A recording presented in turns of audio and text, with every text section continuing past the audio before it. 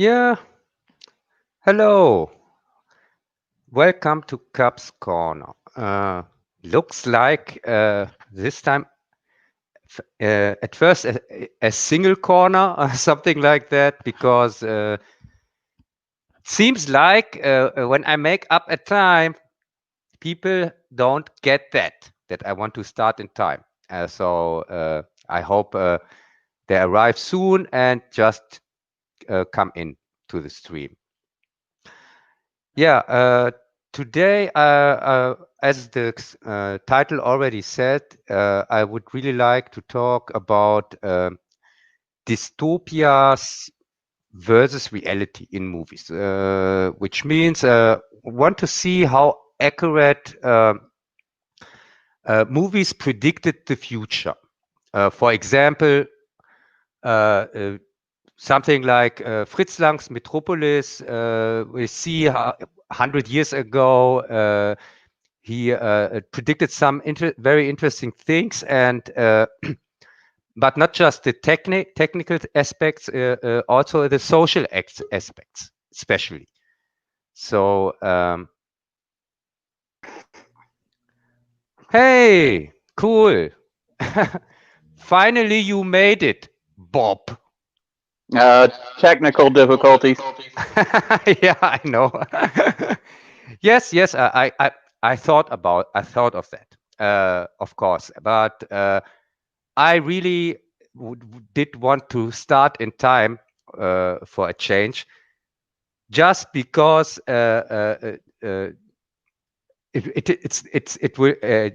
stream is the first stream where we started in time. I just wanted one time to start in time, not every time to delay it. Well, I thought you were going to have somebody else on, so I didn't think it was a big deal.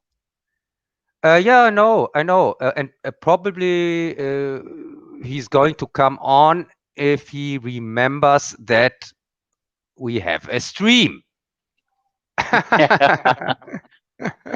That's true. I'm sure he was looking forward to it.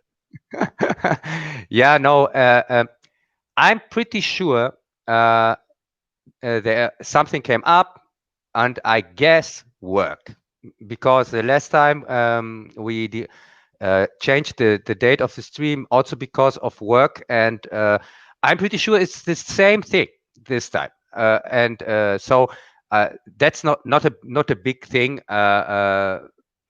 because I knew you are here, so what? It's okay. I was looking forward to hearing from him. I've been watching some of his stuff on BitChute, and he's a really interesting guy. Yeah, Cinema Make is great, and but as I said, his work schedule is crazy, and sometimes it changes from in hours. So I'm guessing that there is some work. It was some work he couldn't, and he just didn't have the time to tell me, and which is okay. It's no problem. Work has to come work has to come first. Right, work So takes priority. yes, yeah, especially nowadays. So that's no problem. And I still sent him the invitation, and if he can make it, I'm pretty sure he's going just to jump in and then explaining, sorry, there was some work that came, and something like that. And it's cool. It's okay. And yeah, but yeah, so Greg, I already said here what the stream is about, and so how far did you come with the dystopian movies you watched or here for the stream? Well, I reviewed some of them. Of course, I already knew quite a few of them. I was mainly going to let y'all two go, and I would just throw in an occasional comment nerd style. So I'm a little off my game. Go Yeah, ahead. no, yeah, Greg, it's really funny. We are talking here about dystopia, or here something unexpected that comes, and it's exactly that. Something like the end of the world comes unexpected, And so you came here and thought, oh yeah, this will be an easy thing, but oh no, it's like in dystopia. Worst nightmare came true. No, but for me, it was really like a dystopia because I thought I'm alone here. Omega Cup. Ah, damn I it. I saw Yeah. that. I was backstage. I was looking at maybe changing my avatar or something, but you got, really freaked out really quickly. So I said, well, I'll just come on with this. What? No, no, I'm German. We never freak out. We stay cool till the end. Yeah, I Well, tell you, there were. you seem mildly concerned then. Hey, I'm pretty sure there were also a German on the Titanic. It was the guy that smoked the last cigarette. I No, thought you were going okay. to say it was the one steering the ship. Yeah, no, no. It was the one on the iceberg, probably. Because the iceberg, of course, was just an underground boat turned as iceberg, something like that.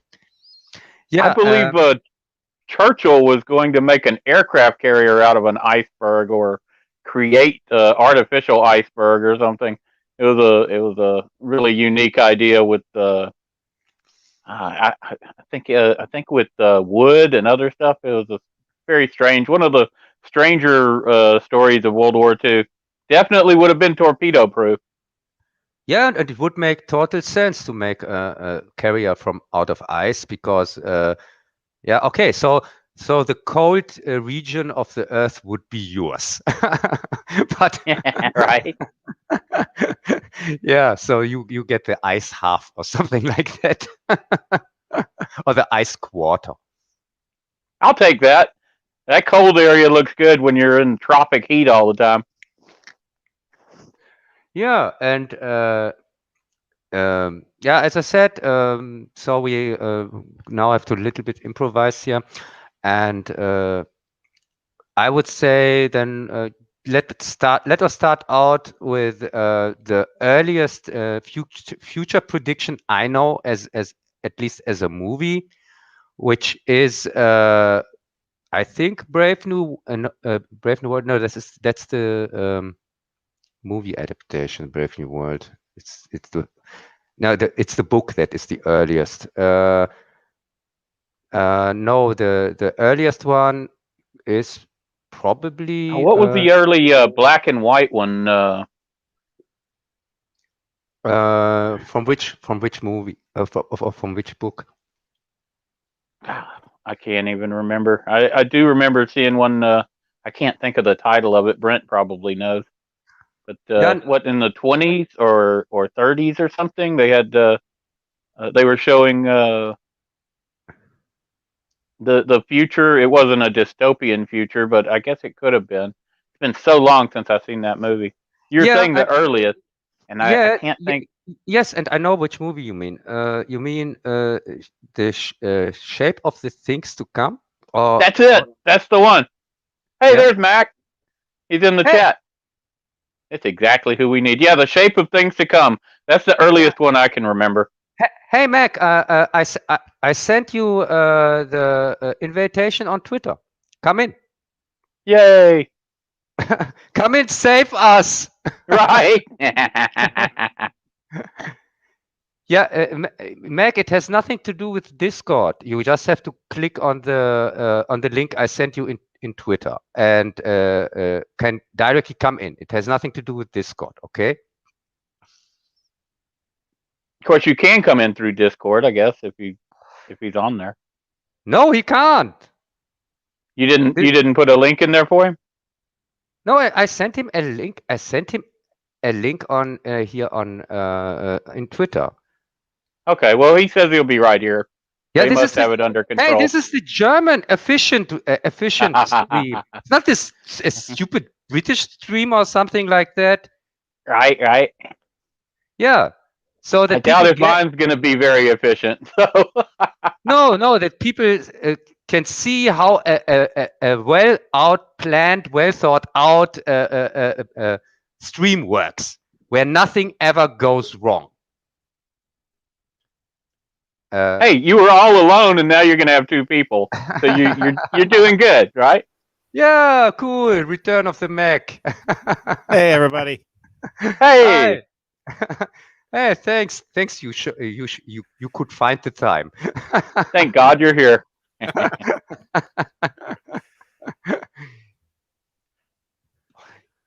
Yeah, Mac. First off, welcome, and I'm really glad that you could make it because we were here really struggling. Oh yeah. It's a newfangled technology. I'm learning new stuff every day. That's exactly true for me as well. Yeah, so we already started a little bit thinking about the earliest dystopian movie or something like that that comes is okay for the category, so that people get what I'm about. I want to find out which movie predicted the future most accurate. Yes, and everybody here from us here on the stream can name kind of a favorite movie where he thinks he wins the contest with that, because this is a German stream, of course, and everything has to be a contest here. Sorry. Someone already take Metropolis? No, Metropolis is still free.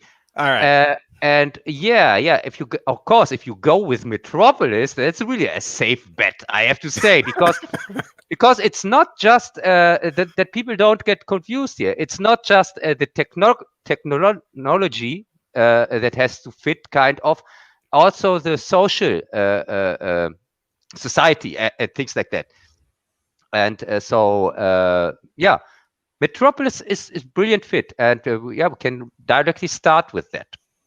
So you made a review from Metropolis and also from some other Fritz Lang movies, which are genius, and I highly recommend to check out Mack's BitChute channel. I think you can find them there or not.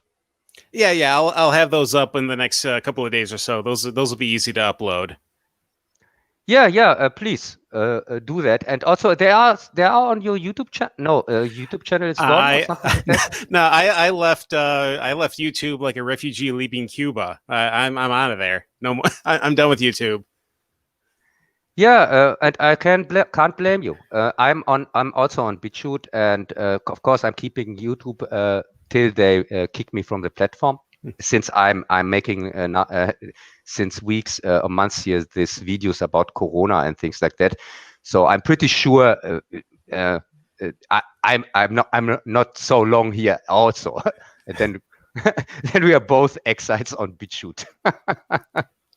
Yeah, from what I hear already now, we've got the Karens that are going after BitChute because controversy, and that they're taking some of the content on there, which is like it's. I'm afraid it might be VidMe all over again, and it just absolutely scares me that whenever a new platform tries to get its footing in, here comes Google trying to basically uproot it. Yeah, but to call them Karens is a little bit nice of you. Too nice, I think, because these are not Karens; these are fascists. Mm-hmm. Because zombie fascists. No, fascism can come also. There are here eco-fascists, or what you call them here, these global brain warming idiots. This is eco-fascism, and or these social justice warriors. This is also Well, the common thread is it's about control, so fascism fits. And certainly BitChute's taking some hits. When I was looking up, hooking it up, and I just subbed to your channel on BitChute, Mac, and you got some good stuff there, so I'd recommend it to others. Yeah, so when I was looking at it, it said, oh, BitChute, a home for right-wing, extremists or whatever. I was like, what the hell? No, it's just a home for normal people who want to be able to speak freely. Freedom. Mm-hmm. Yeah, and okay, so let's start with Metropolis. Mac, what can you tell us about Metropolis? When I first saw Metropolis back in 2010, I described it as Frankenstein by way of Karl Marx. The idea that you have this growing tension between the two extreme classes, the working poor and the wealthy, and here you have this machine that's sort of used as a catalyst for essentially a class war, hoping that the rich will just wipe out the labor and they'll just be able to enjoy everything on their own. So the idea that it's something that we still see today, the idea of the war among the wealthy and the rich. Yeah, and I can tell you directly one minus for Metropolis. If you say, yeah, this two-class system and so on, this fits like what we have nowadays. But the minus is also that it's just a two-class system in Metropolis, which is, if you compare it to reality, to that what we have nowadays. Nowadays, we have clearly a three-class system, minimum three-class system. We have the lower class, the middle class, and the upper class. And over that, I would even predict an even higher class here, like Big Brother, whatsoever, which controls the things from the background, which is not made up from me. Because there are people we don't know even their names. Because they are not constantly in the media. Families mostly like Rothstein whatsoever, which are owner of the Fed, for example, which are not made up. This is not a conspiracy theory. This is a fact. I agree. I know people just say George Soros, but it's like, okay, he's the one we know about. How many more are there besides him? Yes, and also. People, they should get in their head that becoming rich, when somebody poor thinks about becoming rich, maybe his first thought is like a child. Oh, and then I buy a car and the big house and make party the whole time and everybody knows and loves me. No, that's not the reason why people become rich normally. If you are rich, that means you can buy privacy, because privacy is the most valuable thing in our times, since we have the transparent people. If nobody knows who you are and you can do it, then you can really do what you want. That means being really rich. If you are in power and nobody knows that. Oh yeah, I think ironically, one of the greatest parts of privacy is being in a giant city with 5 or 6 million people. Nobody knows you, and it's really pretty private. It's hard to explain unless you've lived it. Unless you're living in an apartment building. I mean, in a city like Houston, where you have your own yard and house and a 10-foot fence with barbed wire around it, your neighbors don't want to talk to you because they want to be left alone too. Yes, one or two people around you, but you're actually pretty private. So if that's what you're looking for, you can do it pretty cheap. Hide in plain sight. No, you can't anymore because nowadays in this society here with social media, smartphones, internet, and constant spying on from every side. Well, you could not use any of that stuff. You don't have to use any of that, No, you could have your own privacy. I'm just saying it's possible. And when you're talking about the class war that's going on, I think when you look at these, they're basically called race riots and Black Lives Matter, but they're basically class. It's communist. This is about upper class versus lower class, and it's not even middle class. The middle class is just getting bulldozed, and it's not really. They're making it about race because that makes it acceptable, so they can make it like a Martin Luther King thing. But it's actually about the Communist Manifesto, and it's very similar to what Mack was saying about the movie earlier. And the one I would go with would be Soylent Green. You have the food riots. You have you have buildings that don't even have water hooked up to them. They barely have any electricity. everything's on its very last leg, overwhelmed with people. You have riots, and what do the cops look like? They've got very little equipment because everything's been taken away from them. They've got nothing. They've been defunded, and they've got scoops that come in, and they scoop the people up in giant trash trucks. And what do? They take them off, and that ends up being the food because everything's collapsed. Yes, and it's a brilliant choice, Greg. I have to say this is a very hot candidate to win this contest, and we can go into that a little bit later, because I would like to keep kind of the here when like the movies came out, because Metropolis is the earliest example. It's a silent movie here. Mac, it's from 1920 so and so. Mm-hmm. Yep. Yeah. I got 100 years old, and it's a movie that still has its relevance. It's actually pretty impressive.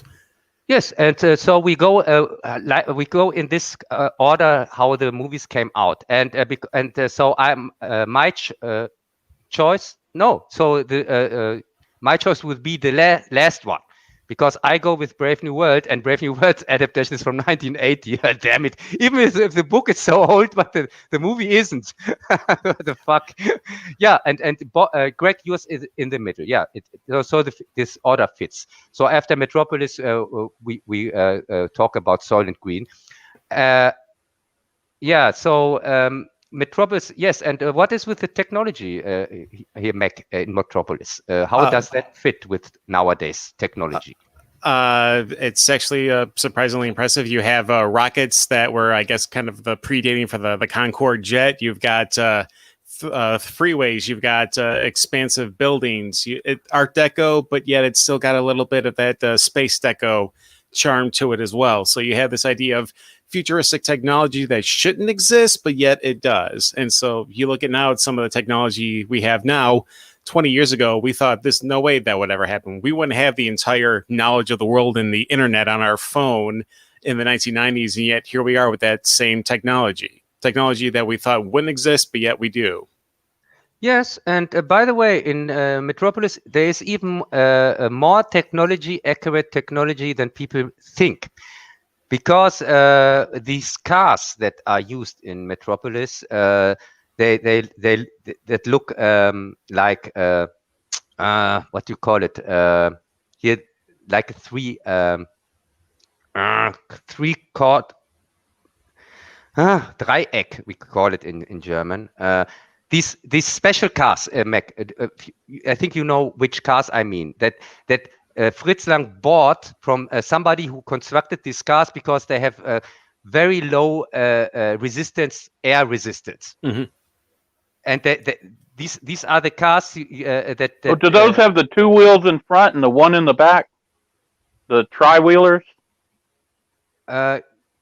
Could be, yes. They look yes. They look like a triangle. These cars. Yes, like a triangle. Yeah, yes. I know what you're talking about. Yes, and he couldn't. Somebody invented them back then and couldn't sell them, and went bankrupt. And Fritz Lang, he bought all the cars, every car that was invented from this company, because nobody bought them. And these cars, by the way, they made tests with them, and the wind resistance, or what you call it, is still impressive till nowadays. So these cars were really not needing not so much petroleum or whatever, and were really a step in the right direction. So it's funny that he used them in his movie for predicting the future, because nowadays they still try to make cars that use not so much petroleum and have a less wind resistance and things like that.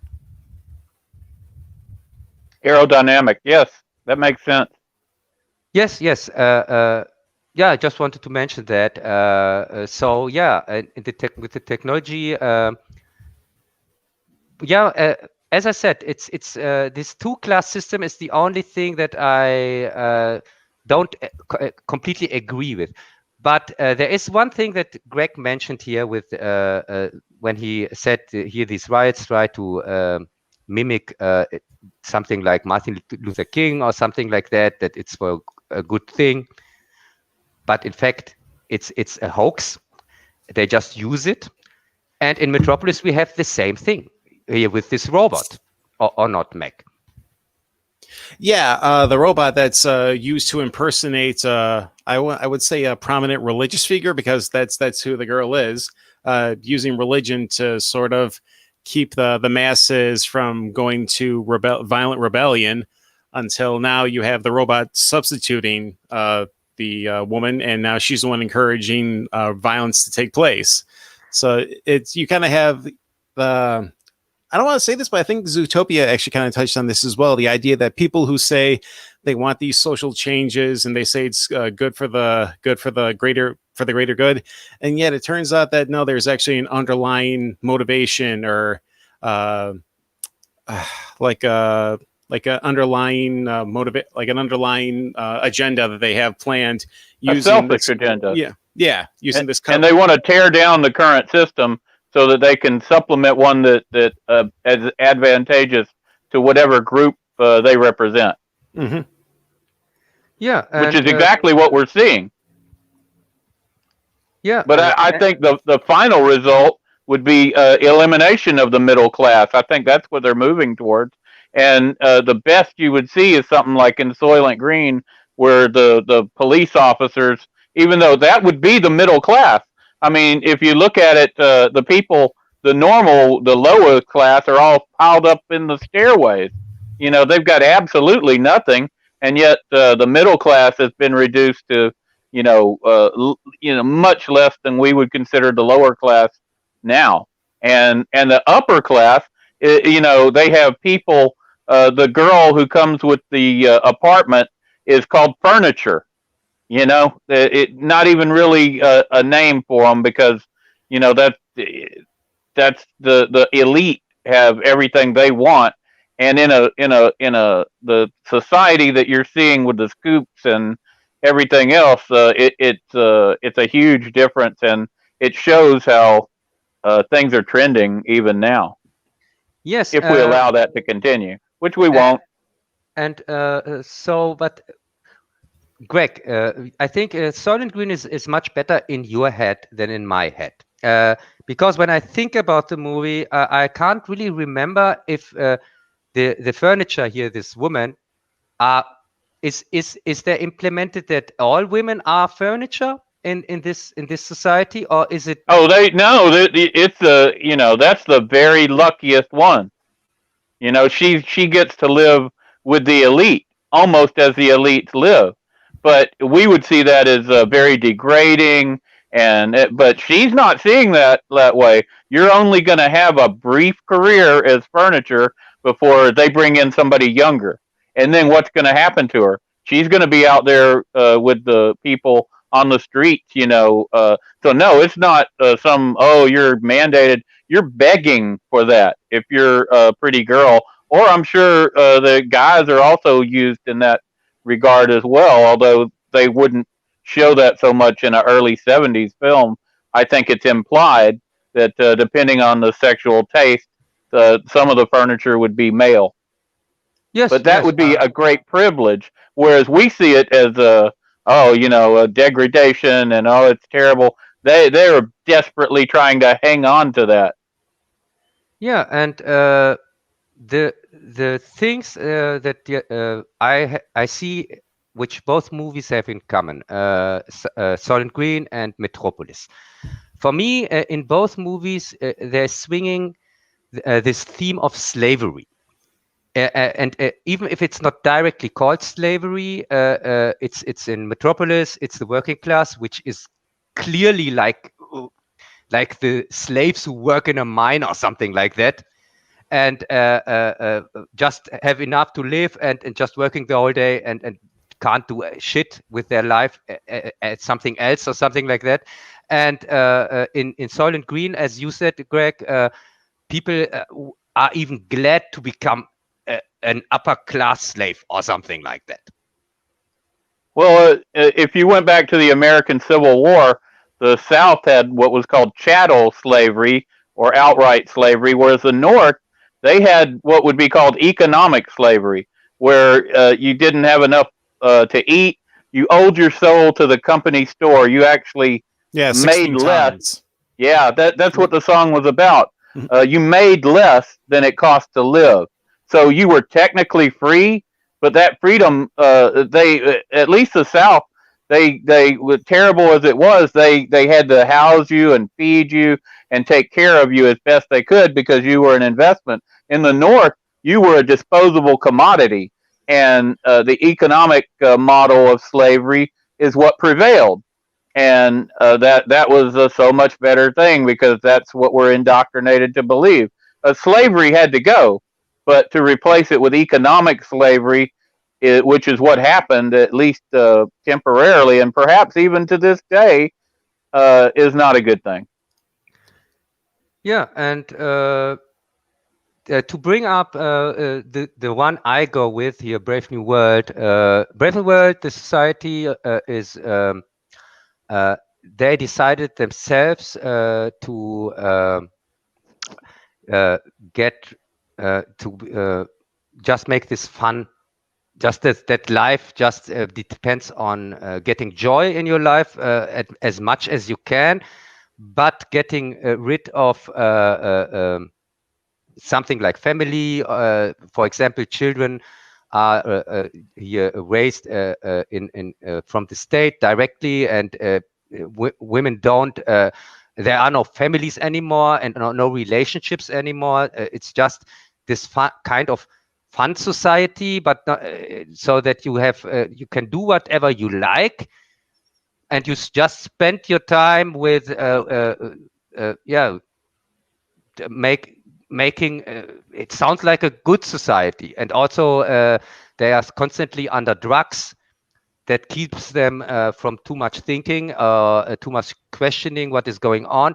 And this society became itself this way. It's not that somebody has to come in and free them, because they don't read anymore books or something like that. They don't care for that anymore. They're the whole time maybe watching TV or on drugs or whatever. And yeah. Yeah, orgy porgy. Yeah, basically pornography. That's pretty much what it is. Yes, yes, yeah. That's why Brent enjoyed it so much when I recommended to him.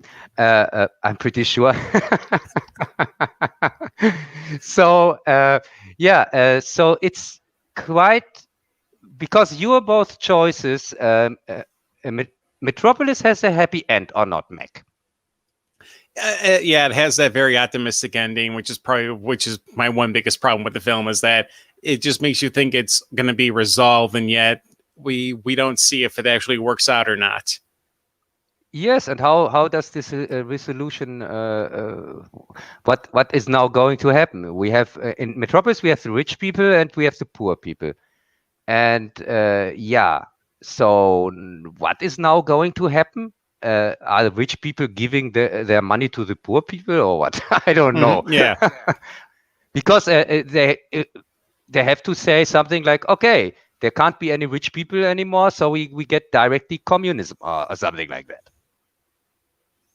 Yeah, which is that can't be the answer. Nah, and it's interesting considering that the Nazis actually loved this movie when it came out, just because of the future it presented as Germany. Yet they couldn't publicly say they liked it. It was one of those things where it's like, oh, the Germans were like watching this repeatedly in secret, and I find that kind of interesting. That this art that they want to destroy, they're secretly enjoying it outside the public view. Yes, yes. It reminded me much of here when I'm now working on Fahrenheit 451, and there is this here this boss from the main character, this fireman who is destroying the books, but he knows the books also. He knows he's one of the guys who has read the books and is citing them constantly, at least in the novel version, not in the movie version, and he still is destroying them. Yes, And he's trapped. That's the tragedy. He knows the value of what he's destroying, and he hates himself for doing it. But he's trapped. He's forced to do it. He does it because that's what he has to do to survive. It's all about survival. No, I don't think that he hates himself, that he has to destroy them. I think I have more the feeling that he destroys them because he really thinks that they are dangerous. Well, knowledge is dangerous. But you did mention earlier about the hedonistic aspect and the drugs. I think we have to mention Logan's Run and how that was one of the key parts of the society they created. That you would only be allowed to live into your 20s, and then you'd be killed. And during that time, you would be completely distracted by this hedonism, the drugs. No, you wouldn't even have a family unit. So you've got no mother, no father. You've got no sister, no brother. You've only got the state, and you're in a constant state of getting high and having sex and having fun, and then bam, you're gone. And that is certainly a possible future of it's part of it. No one movie is going to sum up what we have going on, and part of it's going to be the way y'all mentioned on the Max movie, and part of it's going to be the Soylent Green, but you also have the hedonism of Logan's Run, and we're all going to have to make our run one day. Run. Yes, and it's interesting that you mentioned the 20s and with Logan's Run, because the 20s are in the novel. In the movie, it's 30, I think. 35. Oh, 35. I think it's 30. I say into your 20s. I think you die at 29 or 30. But it was the book was like 19 or 20, but you couldn't get good actors to portray that who were that age. You needed actors. They upped that. It was a directorial decision, and I agree with it, because you didn't have any proven actors who were going to be under 20, and they would have got somebody who was 30 years old and tried to pretend like they were 19, and that would have been terrible. Yeah, but they had no problem with that with the Blob or not, because here Mack here this Bullet was in the Blob. Steve McQueen. Yeah, Steve McQueen, the young when everybody was here in the Blob, everybody was talking to him like he's a completely young guy, a teenager, something like that. The whole time it was so distracting like hell, I can tell you. Oh, really? Then it would have ruined Logan's Run for you. That's what I'm saying. They couldn't go with that. There wasn't any proven actor who was that young that you could, especially you're setting this up years in advance. So they had to change that, and that's a decision I agree with. It doesn't really change anything, and it makes more sense to do it up at 30. Although everybody feels like you're never going to die at 20 years old, and we all know that, especially guys. So and if you're distracted by sex and drugs, and you've got no family unit, and of course they did away with religion and replaced it with their fake renew. Yeah, you start by tearing down the statues. You start by rewriting history. You start by changing the language so that the words don't mean what they did. So 1984 hits on those subjects, and then you add in the hedonism from Logan's Run. You mix in the class society that Mack was talking about from Metropolis, and you end up with Soylent Green and the Scoops. Scoops are coming to get y'all, guys. Yeah, but the class society, for example, was already in Brave New World, because of course the movie came out 1980, but no, the book is, I think, from 1933. Oh my God! Now Metropolis predates even the book. Damn it!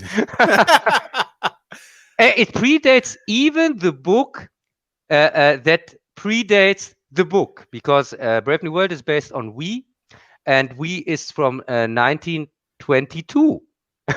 So Jeff says McQueen was 28 when he was in the Blob. He said that in the chat.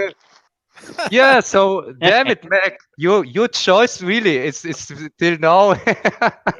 It's that's really a very good choice. So that would have been the perfect age for Logan's Run. yeah, but with the accuracy, I really would rather go with Brave New World when it comes to the classes, because in Brave New World, at least you had 4 classes: Alpha, Beta, Gamma, Delta. No, 5 classes, and which I think is more realistic. These just 2 class saying there are just 2 classes of people. This is really not going to work. Of course, there is one class that has to work and one class that enjoys the life, but there has to be something in the middle to enforce that.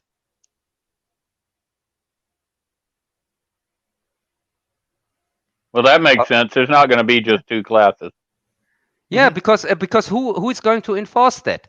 Because just because you have money and you say to somebody who has no money, please here do shit for me, he tells you no, fuck you, I'm going to steal your money. So, but if you look at Soylent Green, the classes, the lower classes are barely indistinguishable from each other. The police, yes, they're a step above, but I mean, God, they don't have running water, they don't have food that's worth anything, and this is that next great class that's enforcing your society. I mean, the whole thing looks like it's about to collapse. Yeah, and also Soylent Green, as you said, because they didn't establish a middle class in Soylent Green, really, which I think. Don't you think don't you think Charlton Heston is that middle class? I think that's what they've been reduced to.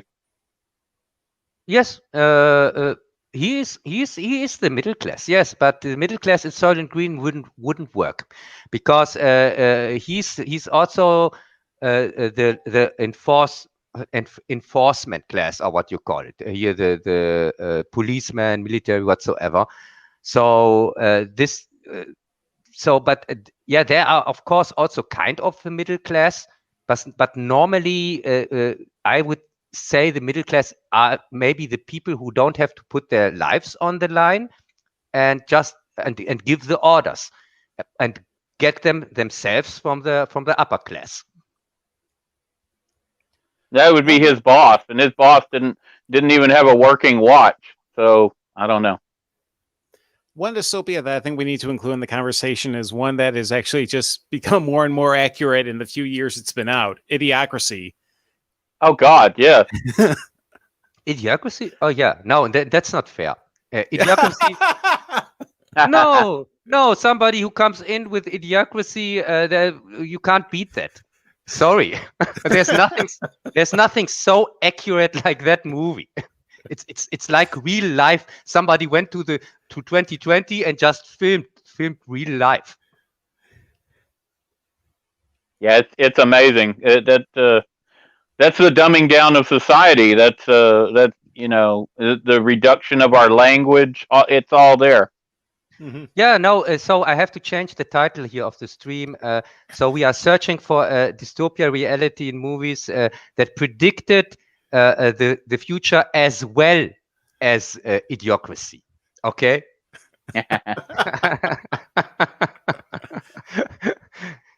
Yeah. Yeah. By the way, Mack, can you tell the audience what Idiocracy is about? Idiocracy, from the great mind of Mike Judge, the man who blessed us with King of the Hill and Beavis and Butthead. A lowly soldier is sent into the future along with a woman, and they end up in a society where everything has just been completely destroyed. We've got a professional wrestler as the president, which, you know what? I wouldn't put it past The Rock to try to run for president in the next 10 years. Yeah, So yeah. that could happen. You've got just everything is in disarray. The government's they're trying to use Gatorade to grow plants. Let's just put it that way.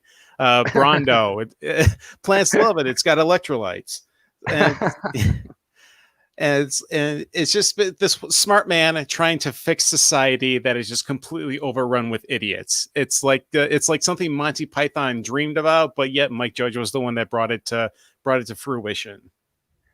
Yeah, yeah, it's really brilliant, and of course it bombed at the box office because it came out in a time where it was already kind of reality. Mhm. So of course people ignored that, and yeah. But this, by the way, this goes with many of our movies here. We are going to talk about. Many of them bombed and became afterwards classics. And yeah, this goes also for Metropolis. Mhm. Metropolis bombed so hard even that it ruined the company that produced it, UFA. UFA went bankrupt after that. So yeah, and here but I think Soylent Green was a success or not, Greg? Yeah, it was a moderate success. Yeah, because kind of low budget science fiction flick, and from Richard Fleischer, who also made a fantastic Journey, by the way.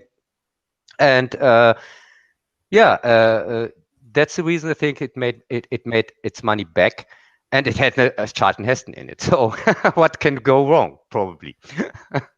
Oh man, the 70s were a great time for Charlton Heston. You got the Omega Man, which is probably still my favorite version of I Am Legend as far as dystopias go. Yeah, and by the way, one of the things I was really looking forward to on this stream was to hear you and Greg talking about I Am Legend, because Greg is also a huge fan of this property, and I'm not so much into that. I like the movie, and but it's so long ago that I saw it, and I haven't read the original story, because I'm preparing a retrospective on this whole thing in the future, and so I thought it's early enough if I read it when I make the video. So it's actually a really breeze of a read. I mean, I finished it in like a weekend. It's that quick of a book, you can get through it. Yeah, for starters, can you tell us what the book is about? Basically, it's about the last man on Earth, and he's not alone. To quote Richard Matheson, you have Neville, who is it's been so long since I've read the book, but I don't believe he was a scientist in the book. I know he was just presented as like the last survivor, and pretty much his day is just re-barricading his house, trying to find any of the vampire nests, and just staking them all to death. And then it finds out that the vampires and Neville are not the only society. There's actually a society that's like half vampire, half man, and that's where the title "I Am Legend" becomes, is because this society of hybrids fears Neville, just like how Neville fears the vampires. So it's got this weird multi-societal angle to I Am Legend. Yeah, Greg, do you also know the novel? Yeah, it's been a long time since I read it, though. But you know all the adaptations, I think, or not? Yes, Last Man on Earth with Vincent Price, and yeah, of Mack, course the Charlton Heston, and later the last one that Will Smith. There was also the Asylum knockoff I Am Omega, which is absolutely horrible, as much as I love Mark Damascus. And then even George Romero has said that Night of the Living Dead was just basically his version of I Am Legend. Right, that's all true. That's interesting. Yeah, but Mack, how accurate is the here Vincent Price version with to the novel? I would say probably very accurate. They do a great job of showing him as a scientist before, like in the early days of the plague, and then him trying to survive day to day. I would say I like it more. It's more accurate than the Will Smith version. I will say that. So Well, the yeah, writer had some influence in making sure of that in the first movie, but it wasn't that successful, and they decided to remove his influence entirely from Omega Man. What I want to know is the ending of the Vincent Price version. Is that like the book? oh, that is absolutely like the book. Yeah. Really? Mhm. Oh my God. Yeah, the only really difference is that they don't kill Vincent Price in a church. They literally burn Neville at the stake. Oh, okay. Okay. And here, Greg, what's with the Omega Man? How does that compare to the original story? Well, I mean, it's different. It throws away the vampire angle and goes with kind of zombies. He's hunting them, and they've gone with a war between China and Russia, causing a plague. He's got the cure. He ends up injecting himself because I believe the helicopter crashed, and so he's got his blood is actually at the end of the movie was totally different because you've got the few survivors, and they use his blood, and you've got the hopeful aspect that the curse, the zombie curse, or whatever you want to call it, can be overcome. They can be defeated, and you get the feeling that at least there's a chance. There could be others out there, and now you've got this not just one person, but this group that has a cure in their blood, and so that's a difference. Okay. And Mac, what is with I Am Legend? Why do you think that's not so accurate? It just feels that it's Will Smith being Will Smith. At least with Charlton Heston, there's still a little bit of a character in there that's just not Charlton Heston playing Charlton Heston. And Vincent Price's Neville is one of the most un-Vincent Price performances I've ever seen. Vincent Price, we know, is usually a bit of a ham. He plays up the villainy, or he'll play up like a sinister nature of his character. But no, here in Last Man on Earth, he actually plays a normal person, which is actually a nice change of pace. Even though I love Vincent Price as a horror figure, here he is playing an everyman, and it actually works. What's That's up with, accurate. what's up with these two different endings? There was I think director's cut or something like that, and the normal one, and one pissed the people really off. Can you explain something about that? The original ending was that we find out that the Darkseekers were not just bloodthirsty vampires. They were actually trying to rescue one of their kin that was kidnapped by Neville. And so I guess audiences didn't like the idea that Will Smith could be the bad guy this whole time instead of the good guy. And so they changed it so that Will Smith, as Neville, does a sacrifice at the end, and the two people that he encounters are able to get to safe haven. And so, honestly, I like the ending that the audience hated, just because that was closer to the novel, and it was it was a play on a subversion of expectations that actually worked. It wasn't like Rian Johnson. It was actually a way that actually showed you that this hero that we've been cheering for the whole time was actually doing something evil, or he was put in a position of being the bad guy. Which makes total sense because you have to think what was going on. It was really kind of he was against everything else.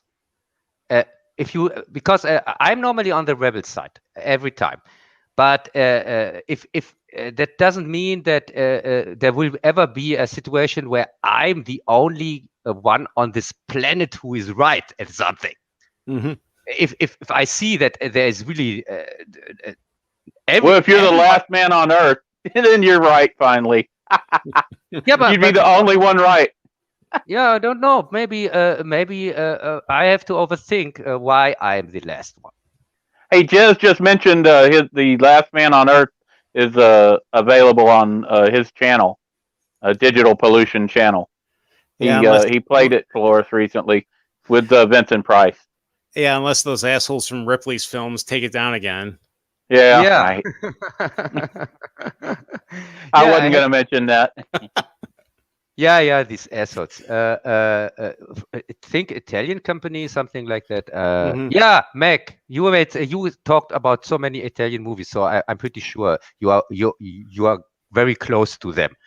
What's the fuck up here with your Italian company that takes down the studio of a friend of mine? Oh, hell if I know. And they're airing like stuff that nobody else has probably have ever seen outside of when these movies originally were released. I mean, there's just like a ton of clips and trailers for these films that probably have not been preserved, have probably been lost to the ether. Meanwhile, I'm probably just going to go ahead and stick with my Lucio Fulci or Dario Argento films. So yeah. Hey, don't mention Fulci and Argento in the same sentence. Please. Jez says no. He won the case and he got the strike removed. Oh, good. What? This Italian company is now bankrupt. How many millions could you sue out of them? I think these guys are definitely the zombie people of the Omega Man movies. That's these Ripley people. Yeah, probably. And yeah, it's funny that they declare here copyright on something they clearly don't even earn. So yeah, but it's typical. It's YouTube. It seems like every company can make false copyright claims as they like to. I have now on my channel a new trend where I have many videos banned in Denmark for some reason. Wow.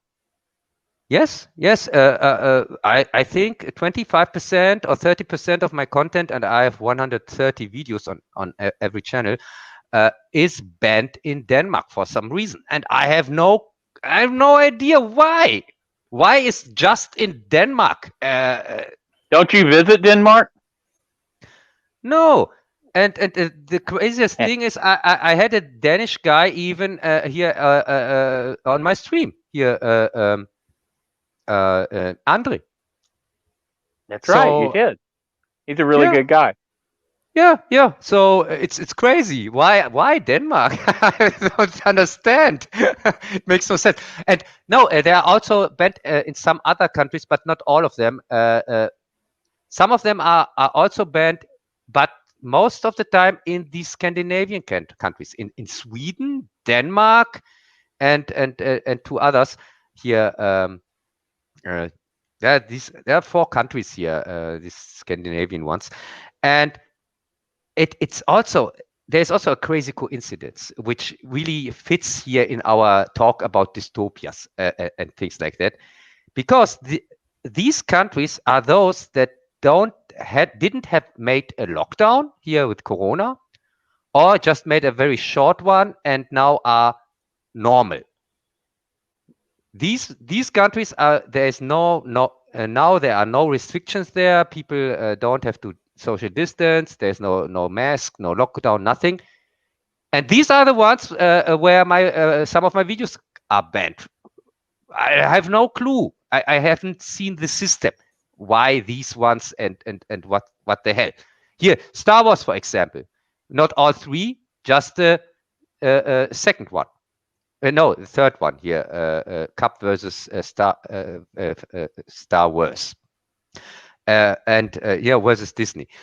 Yes, maybe it had something to do with Disney. Yeah, I have to check that. Maybe these were Disney things what I'm talking about. Maybe there is some kind of connection or something like that. I don't know. Or maybe that's the way of their way of trying to get you to do VPN advertisements like everybody else on YouTube. Yes, and I did that, by the way. Yeah, I did make advertisement for a VPN, a free VPN, not one for money. So they can fuck themselves. I would never pay for anything here on the internet. That's for sure. So yeah, No, but yeah, and I also made here in my Galaxy Quest video. I also made advertisement for BitChute, that people know where they can find me when I get finally banned. Like every YouTuber is going to be if he doesn't follow 100% exactly the rules. So yeah. And by the way, I'm also pretty sure I'm on a kind of blacklist on YouTube, because when I aired my 1984 review here, the premiere, it constantly just showed 3 people watching it during the premiere, and I was talking at least to 8 or 9 people. So that didn't make any sense. And That's also, weird, isn't it? yeah, and also it got mirrored from another channel, from a German channel, here my 1984 one. And now it comes the really crazy thing. If you type in YouTube 1984 rare view, you get just this other one from these other German channel. And there's my both of my reviews are nowhere to find, which is I don't know. Yeah, I have no clue why it is that way. So yeah. Yeah. So Mac, what is with this and this other ending? That was the alternate ending here from Iron Legend. Yeah, where the original ending was that Smith was actually the bad guy from kidnapping one of the Dark Seekers to experiment on her, and there was just the other Dark Seekers trying to get her back. And then in the one that was favorable to the audience, it maintained Will Smith as the good guy. He sacrifices himself, and then the other survivors go to the safe haven that was supposed to be a rumor, but it turns out there actually is like a safe community of people that are not infected. Yeah, and they released these bad ending back then. Yeah, I can remember that, because when I saw that, I also thought, this is this is crap. Yeah, yeah. Yeah, and anyway, I'm not a Will Smith fan at all, and for the same reason, even I'm a huge fan of Men in Black, but it's just every movie has to be around him. He can't be part of the story. And Yeah. that's a problem with some actors. It's a huge problem with Will Smith. It's a huge problem with Tom Cruise. Mainly these big superstars whatsoever. So I was so glad when I've heard that they canceled the remake of Fahrenheit 451 a few years ago, because it looked like Tom Cruise was going to be involved in it, which would have been horrible. Horrible, I can tell you. That's for sure. If the moment was any indication, then yeah, it's a good thing that the Fahrenheit 451 didn't pan out. Yeah, they just make this shitty HBO one, which has, by the way, which has nothing to do with the novel. They just, as usual, they just stole the names and had this SJW story, this agenda-driven SJW story, disguised as Fahrenheit 451. It goes even so far that at the end, here Montag burns, commits kind of suicide. I would say that Mack is right about Will Smith's acting. It's almost Brie Larson level bad, compared especially to the acting we got from Charlton Heston and Vincent Price. As he said, Vincent Price put in a totally different performance, and Charlton Heston was on the very top of his game when he made it. So we've got 2 excellent acting performances, and we've got just Will Smith being, terrible, flat, and being himself, and not taking his craft seriously. Also, Jez points out that those free ones are the free VPNs are dangerous because they're just proxies and they can be hacked. I go with a really cheap one, which is Surfshark. I'm not promoting them or anything. I don't do that, but just saying that's the one I've got because I got it, really cheap. Yeah, no, there's nothing wrong with that. Well, Jez just wanted he had put it in the chat, so I guess he wanted to mention that the free ones are dangerous. One Yeah, of the I And know. Nerd just joined us. Hi, Nerd. But yeah, you're right about the acting on Will Smith on that. I thought he really let down the series of movies. We mentioned Brave New World as a dystopia that's sort of like breaking up the family. One dystopia that actually does the opposite, where it almost forces people into relationships and family building, was The Lobster. If any of you either seen that, I haven't. Uh, What's it about? The Lobster is about a futuristic world where if people are broken up or their relationship is severed, they have like 2 weeks to find another mate. Otherwise, they get turned into a various animal. yeah, it's ridiculous. Yeah, I know the movie. I'm not really a fan, but Is that what happened to you, Cub? I appreciate Sorry.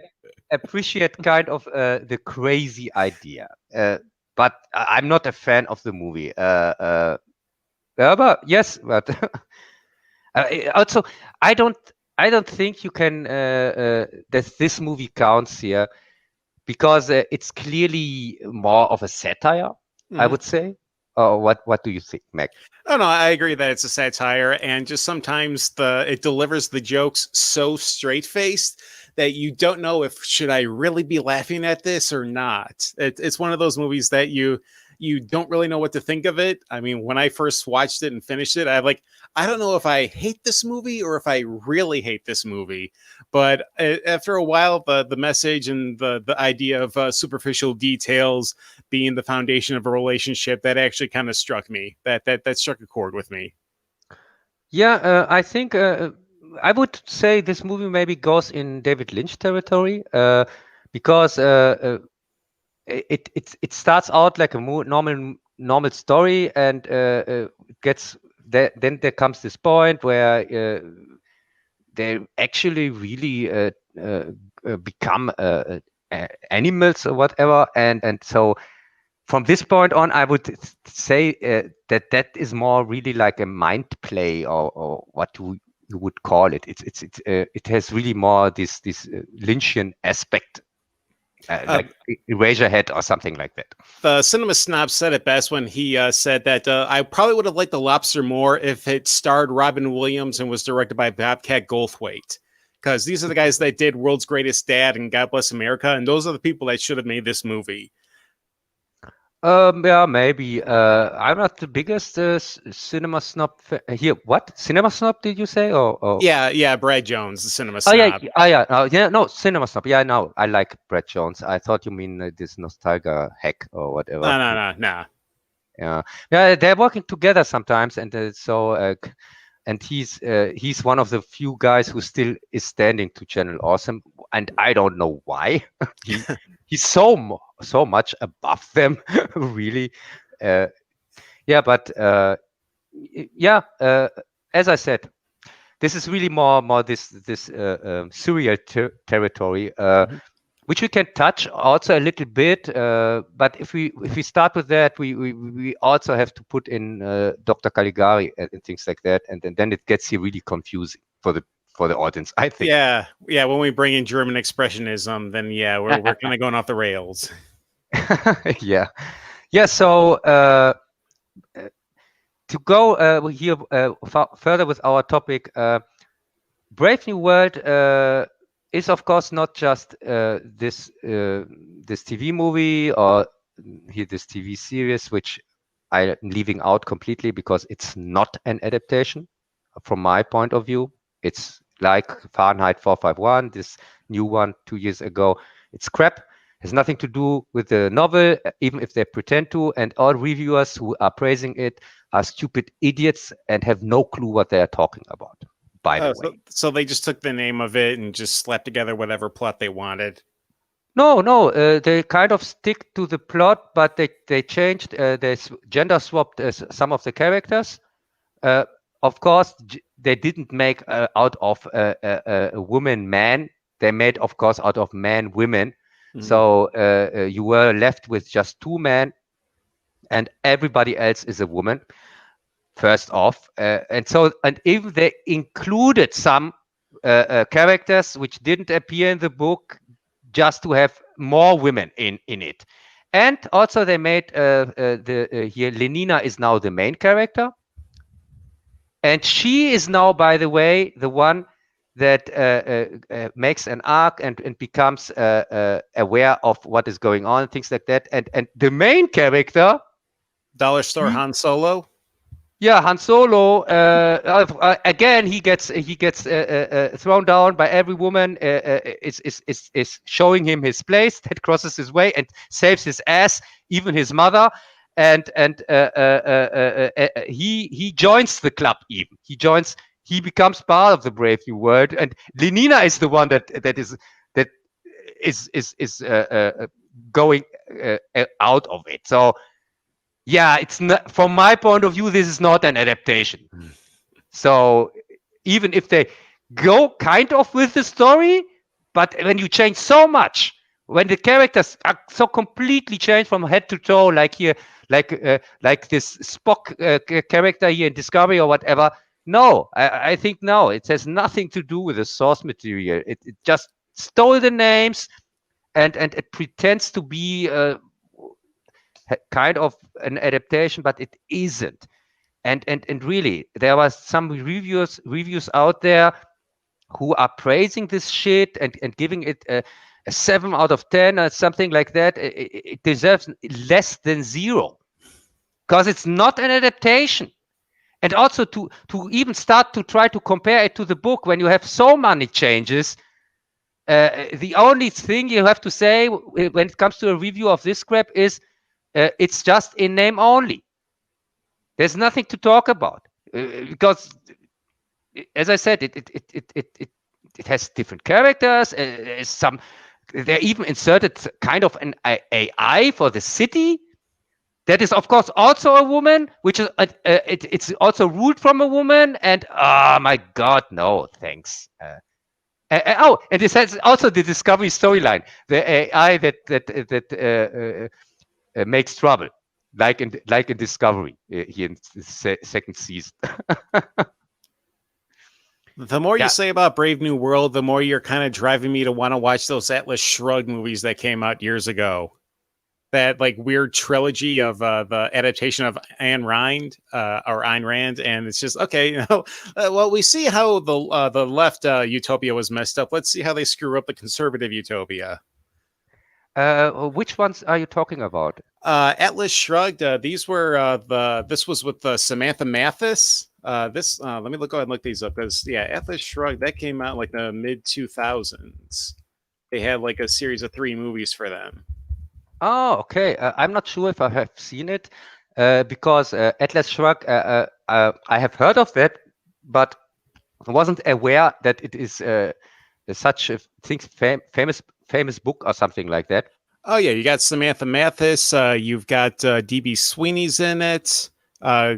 Here's a shocker: Glenn Beck and Sean Hannity are in it as well. You've got Michael Gross. You've actually got Teller from Penn and Teller in this movie. You've got Tom Wilson from Back to the Future, Patrick Fabian from Better Call Saul, Robert Picardo. Okay. Oh God! All right, you've got Armin Shimmerman, who was the voice of Andrew Ryan in BioShock in Atlas Shrugged. So that's that's just all sorts of what the hell. It's oh my God, you've got like character actors galore. You got Patricia Tallman, you've got Stephen Tobolowsky. They were in these Atlas Shrugged movies that were from like 2011, 2012. And so, they were actually able to finish these movies in 2014. They got the last one out then. So you've got this weird cast in this very critically panned series based on Ayn Rand novels. So I actually know I've got to give these a closer look now because these look amazing, but for all the wrong reasons. Okay, please do that because I'm not so convinced that I really want to see them. And if I don't have to, if you do it, I'm totally fine with that. I can't wait to see the review on your channel. All right. Oh yeah. Oh, okay.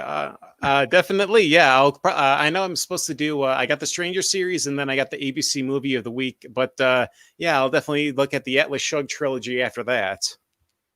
Yeah, and to go back to Brave New World, of course, I also going to include Demolition Man because it's also a Brave New World adaptation, by the way, and I think it's more accurate than the TV series we got this year. So that speaks volumes.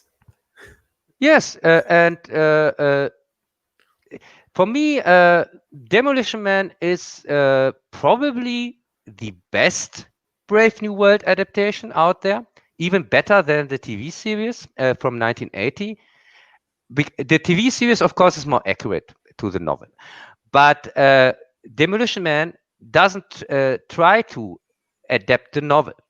It goes a completely different way, which a very intelligent one. It is kind of what would the society of Brave New World be like nowadays? What would it be like in reality? So they thought it further, and what was the end result was this society where Sandra Bullock is a police officer, and we have no crime anymore, and but it's really kind of the society from Brave New World. Okay, you have now this strange plot with these frozen guys that are damaging their everything from the past. But besides that, for me, this is really the society Huxley was talking about.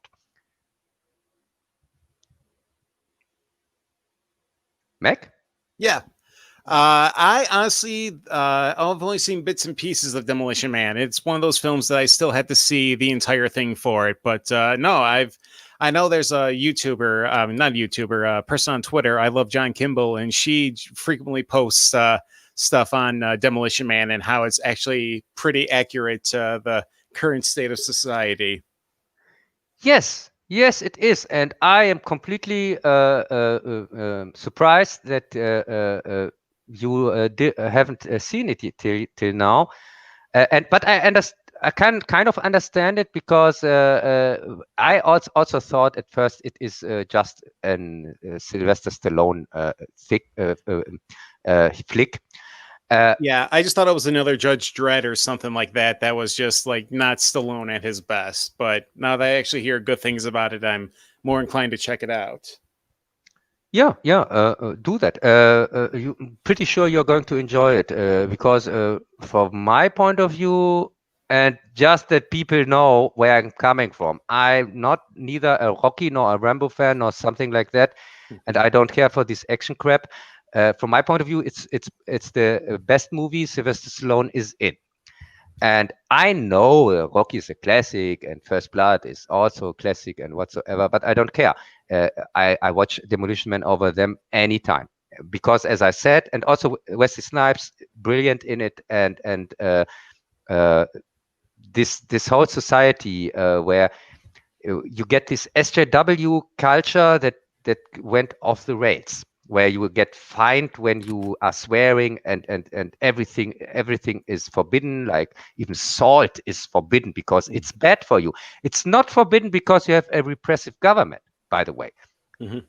And also that's also a reason why it is such a good kind of adaptation, because they are completely helpless when Wesley Snipes arrives there, somebody from the past who has this raw brutality, and the policemen in this future are not really a force. They just because they have never had any experience with brutality or something like that. They don't have even guns because guns are you can find them in the museum. That society would definitely be overthrown. Yes, but look where we are now. Oh, These it's heading that way. Yeah, we have this woke culture. Uh, Also these all these agendas and these SJWs that try to censor us, and this eco-fascism, and everybody gets offended from everything, and tries to ban it. So and also when I've heard here defunding the police, uh, I directly really I thought, oh my God, it's true. We're going this way. We're becoming this super woke whatsoever, where everything is banned and forbidden, and the state takes responsibility of everybody. Nobody takes responsibility for himself anymore. Self Or responsibility is gone. Something Or- I like think the defunding the police is going to lead to the exact opposite. People are going to have to arm themselves, and it's going to be obvious. You can't just call 911. They're not going to come. And it's going to lead to the exact opposite. People are going to be heavily armed. Maybe not, in Germany or England where they've taken away all your weapons. You can't even have a big knife. But I guess y'all could get a baseball bat. Maybe you're not allowed to have that. I don't know what the rules are over there, but over here, I know people are arming to the teeth, and they were already doing that before this. But now, even people who were in favor of gun control uh, are against it because they can see that they're going to have to defend themselves. Yes, and by the way, here in Germany, some YouTubers start to uh, giving hints to their audience that they should arm, that they should arm themselves, but they can't say that openly like I do it here in the stream. They say things like, yes, and maybe this is the time that you that to join more your hobbies, something like building things at home, and also here this hunting hobby, which is very Yeah. relaxing. But to make Well, the now hunting, y'all guys can see why we've been doing this, what we've been preparing for. We saw this coming all along, and when you talked about gun control, we knew very well there wouldn't be cops protecting us. That they wouldn't show up. I called 911 once. There was a gunfight out in my yard. The cops didn't come for 45 minutes. Uh, they could have easily have come and tried to kick in my door. Had they kicked in my door, they wouldn't have enjoyed it. But yeah, you cannot count on the police, and that was even before this thing. Now we're not defunding the police here. If anything, we're going to increase them. But yeah, that's Houston. The South is going to maintain order. Yankee Land's going to burn. I yeah, don't know but what's going to happen to y'all guys. I can tell you this is a huge thing here in Germany when channels that normally make this alternate content and constantly going with peace and whatsoever, and stay peaceful and stay calm, and things like that, don't get provoked, or what you call it. And now really since a few days I recognize that they start to give hints that people should arm themselves, but they can't say it.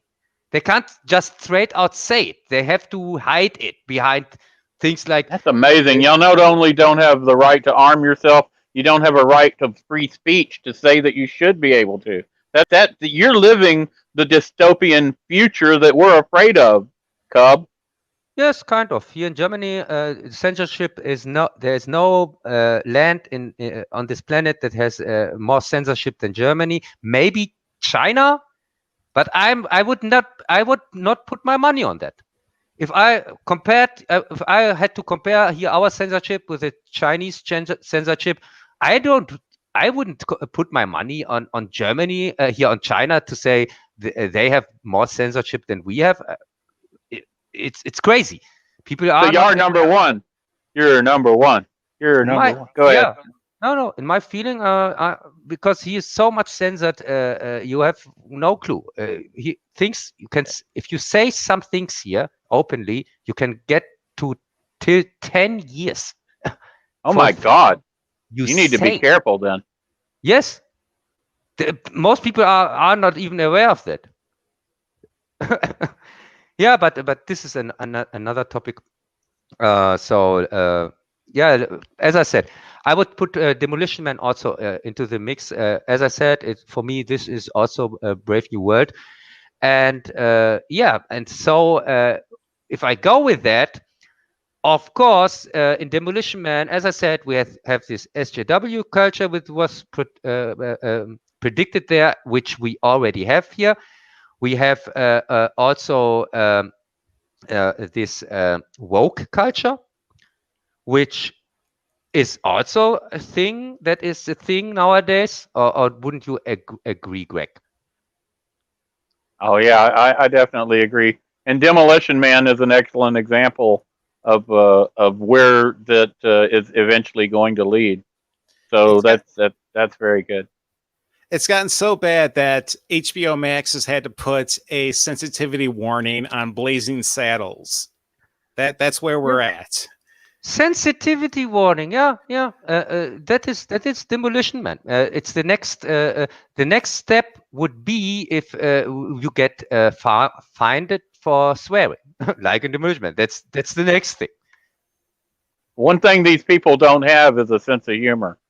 So something like Blazing Saddles, they can't stand that. You can't have different races all laughing at racism, which is what we did. My generation growing up, we had escaped or mostly escaped this scourge of racism, and we laughed at these older people who were so freaking stupid, and that's where a lot of the comedy at the time came from. And now they went back to, I don't know what they're doing, but they're insane as far as I can tell. I can't explain them. They're reigniting hatred, and they're thriving on it. They need it. Yeah. So I would have to like to ask Mac something. Mhm. Do you? Is there any movie out there that has kind of as a story that the government makes something up to enforce laws on the people?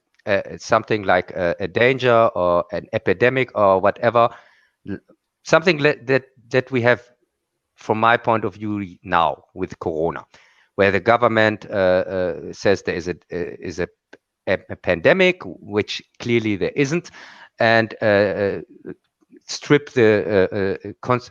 strip our rights away from us. Is there maybe a movie example for that? The closest one I can think of is the Japanese classic Battle Royale. That's where you basically have the Japanese government trying to keep the younger rebellious generations in check in order for them to maintain civil obedience. Yeah, and for people who are not so aware of these classics, here the cheap version that everybody here, the cheap rehash that everybody knows is, of course, here these games. The Hunger Games, yeah, yeah, yeah. yeah. So it's but yeah, so that people know what we are talking about. Well, that's where the Japanese school kids are put in that island and forced to fight each other. Yep. Yeah, exactly. I remember that one. Yes, would also go. I would also maybe put that in the same category as Running Man. Or would you agree? Running Man is like the Mad Magazine. Well, even though Running Man came out like in the 1980s, it just feels like a Mad Magazine version of Battle Royale. You've got all these ridiculous characters. You've got Arnold Schwarzenegger in this ridiculous spandex costume. No, Mac. Mac. What? I want to state clear.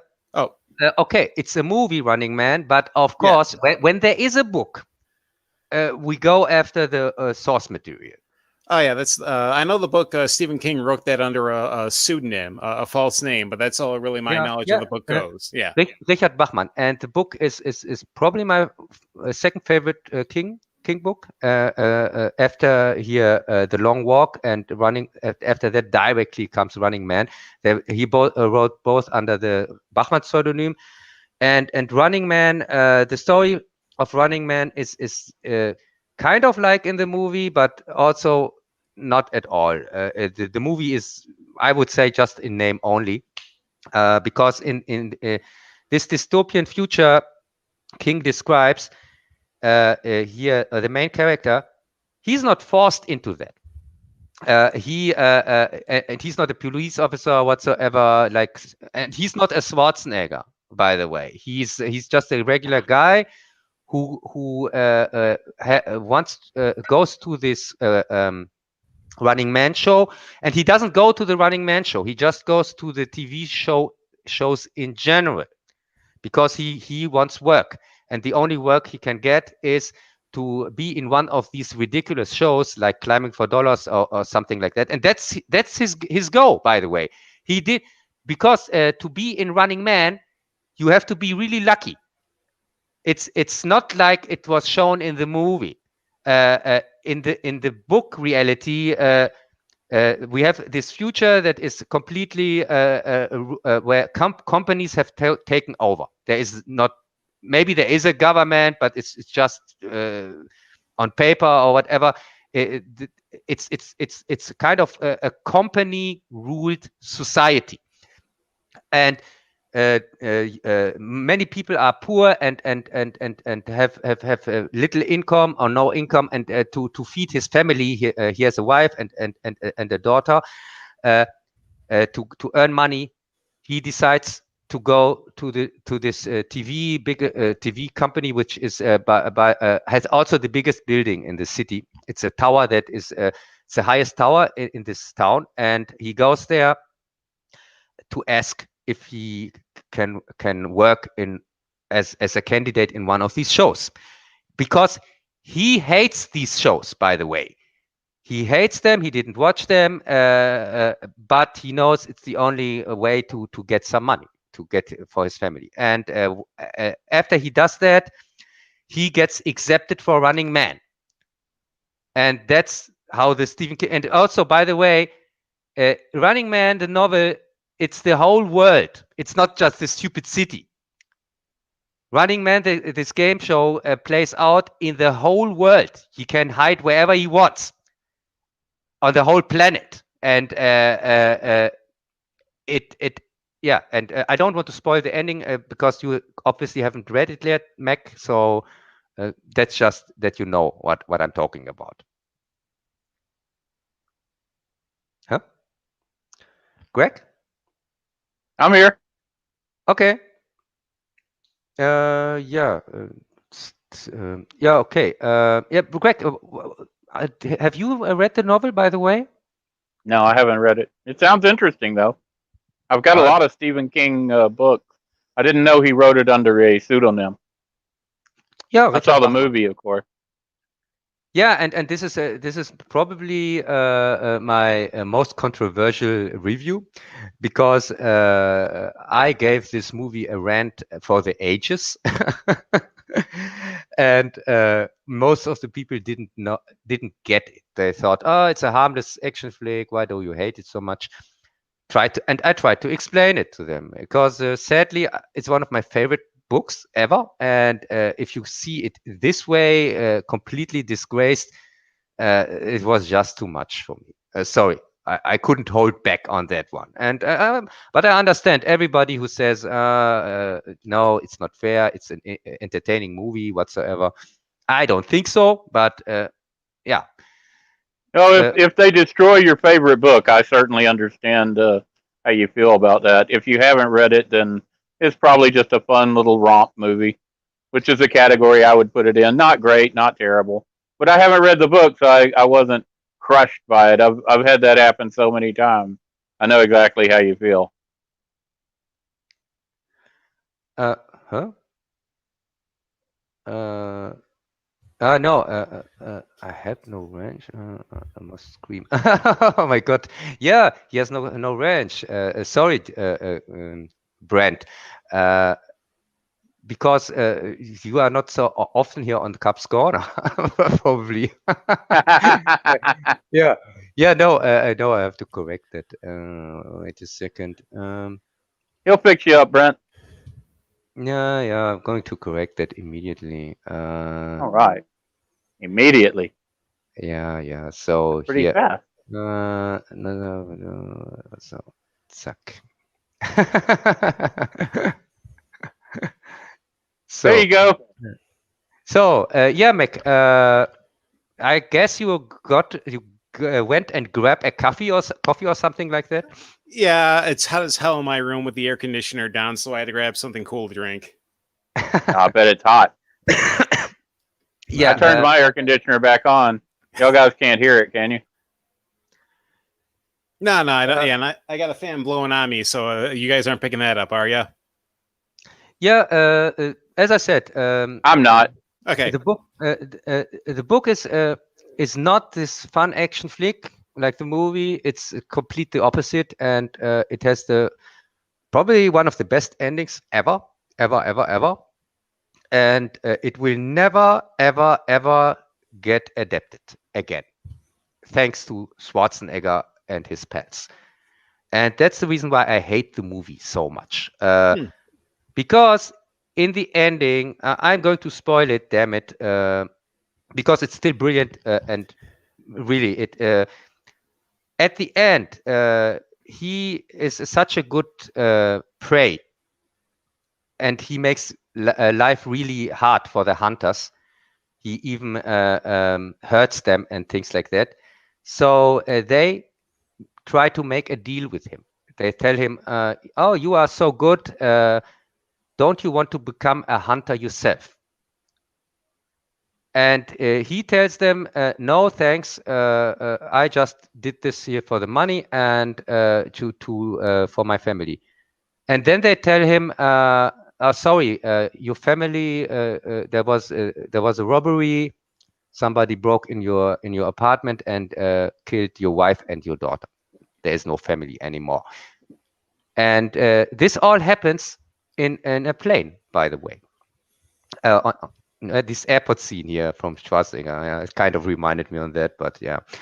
And so he went, after that news, he went completely crazy and flies the plane into this building, this biggest building in the town, which is 9/11. So after I saw that here on 9/11 with the World Trade Center, my first thought was really, damn it, now we will never, ever get a adaptation of Running Man. Thanks, Schwarzenegger. Same thing also happens in Escape from New York. The president's plane crashes into a building. Yeah. And by the way, the building doesn't get destroyed in Running Man, because in Running Man, still the physical laws are still intact in this book. It's not that the plane crashed into the building and the building dissolved into air or something like that. So yeah, and also it didn't change anything in this future. It's just how the book ends, and yeah, it's depressing, and yeah, I like it. So really, it's just wow. I just, if you haven't read it, please give it a try. You won't regret it. It's also not so thick. It's had 230 pages, I think. So yeah. Something else you won't regret is watching Digital Pollution's movie, The Screaming Skull, after this podcast on his channel. He just mentioned it, and there's a link in the chat. Yes, and yeah, that's, by the way, that's the reason why I put this podcast here on this time, because it's kind of goes directly into his movie showing. So yeah. Yeah, as I said, Running Man. We were talking about Hunger Games and Battle Royale and the society in Battle Royale. Mac, can you tell us something about it? Just from what I can remember, it's been a while, but the idea is that you have the youth of Japan kind of rebelling against the elders and the government state of Japan. So Japan puts in this little competition to wipe out the youth, as well as keep those other ones to help keep the general populace of the youth in check. But it wouldn't really to wipe them out. It's just like one class would be chosen as an example. Yeah. And as I remember, the ones who tried to work together and not kill each other, those were especially targeted. Mm-hmm. So the idea is you were rewarded for being selfish and attacking the other ones. The ones who tried to work together or be peaceful, those were all doomed. Yeah, and damn you, Mac, really. This one really hits the nail. Because when I think about it, this is exactly what is going on. Because the youth and the children, especially with that they have to wear these masks in the schools and so on, and now they are trained to become selfish. They are told would be selfish if they don't wear a mask. But in fact, they are isolated from each other with the social distancing, and also see that they have to be on their own. They can't join in groups anymore and things like socialize or whatever, and becoming directly. And also schools are nothing else as here places where children get trained to fight each other anyway, and they are not places where people learn to socialize with each other. I mean the schools themselves. Of course, people socialize with each other anyway, but the schools don't teach that. Mm-hmm. They teach things like you have to become the best and make out of everything a contest.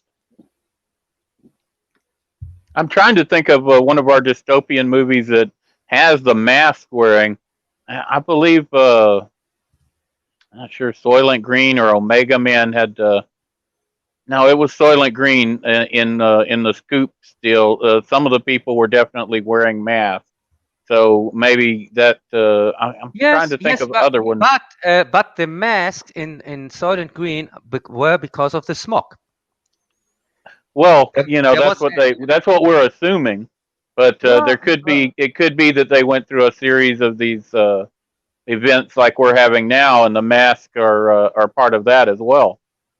No, I think I mentioned that because these masks were there really for a reason. There was really something, because when we had this in the 80s, if somebody can remember, we had these smog warnings in some cities, and it was back then. It was really in some areas you really had to wear a mask. They did make a point of showing the heavy pollution, so it makes sense that that's what the masks were for. Although you could say that there could have been other events like this virus thing that also triggered mandatory mask wearing. Because there was a lot of masks. We don't know. They don't say it. No, Greg, because the thing is, these science fiction movies and stories and whatsoever, they weren't that stupid. Because when there is a virus, everybody knows that the mask isn't going to protect you. Well, you say that the mask is more of a thing of control, and part of that movie was about controlling. These downtrodden masses. You've got these people who are so downtrodden that they're just sleeping in stairwells, and they're not. You have food riots, but you don't have the kind of riots that I would expect if you put Texans in that situation. Yeah, but there is another similarity to today in Soylent Green, which we didn't talk about, and it's Soylent Green itself. For people who haven't seen the movie, but I think everybody here in the chat has seen it, besides Magic, of course, because for some reason he hasn't seen any movies ever. I have. It's probably the most parodied plot reveal in pop culture history. Like, everyone has made that joke at one time or another. Yes, and Mac, could you tell us what Soylent Green is about for Magic? Because I'm pretty sure he hasn't seen it. I've only seen the ending. Like, I turned it on one day and I actually just saw the ending of Soylent Green. You've never seen Soylent Green? I haven't seen anything from the beginning except for the end. Okay, oh my God. Okay, Greg, what's about you? What is with you? Can you explain us what Soylent Green is about? The movie Soylent Green, well, it opens with the murder of a high-level executive. He's got, a fancy apartment, and he's killed. It's a setup. He knows it's going to happen. It's because he knows what Soylent Green is. And to spoil it, Soylent Green is supposed to be the plankton from the oceans and all this. It actually, the oceans have died. Probably Yankees are responsible, but who knows?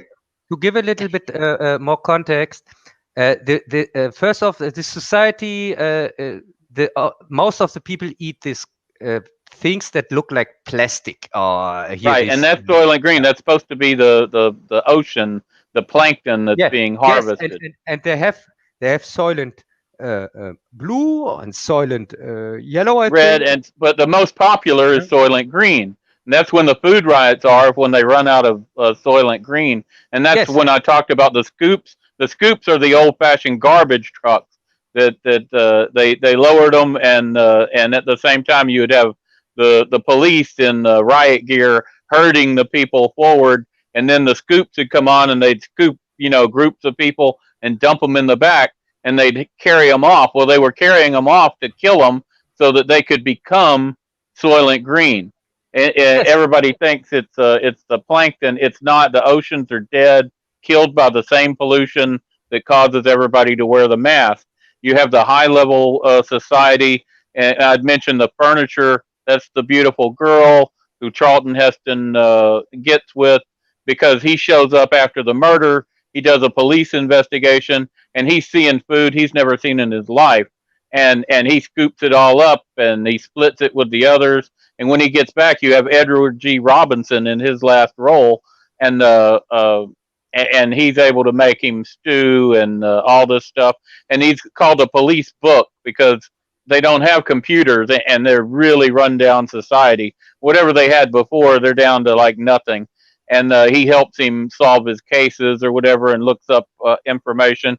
So Charlton Heston finds these books, which are the guys, the head of the corporation that makes the Soylent Green. And when he reads them and he takes them to the exchange, and that's where you see the Vulcan from the episode with Kirk, but that's another deal. I won't get sidetracked. Anyway, the books reveal the truth, and so Edward G. Robinson ends up going to. They have a self-suicide, and of course he becomes Soylent Green too. But you go and you get to see what the Earth used to look like before it became blighted, and he was really good in this movie, and it was a fitting last movie for a great movie star.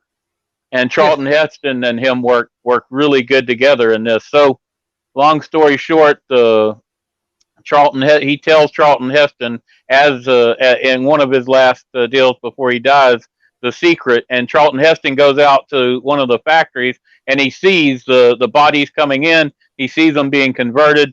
He gets away.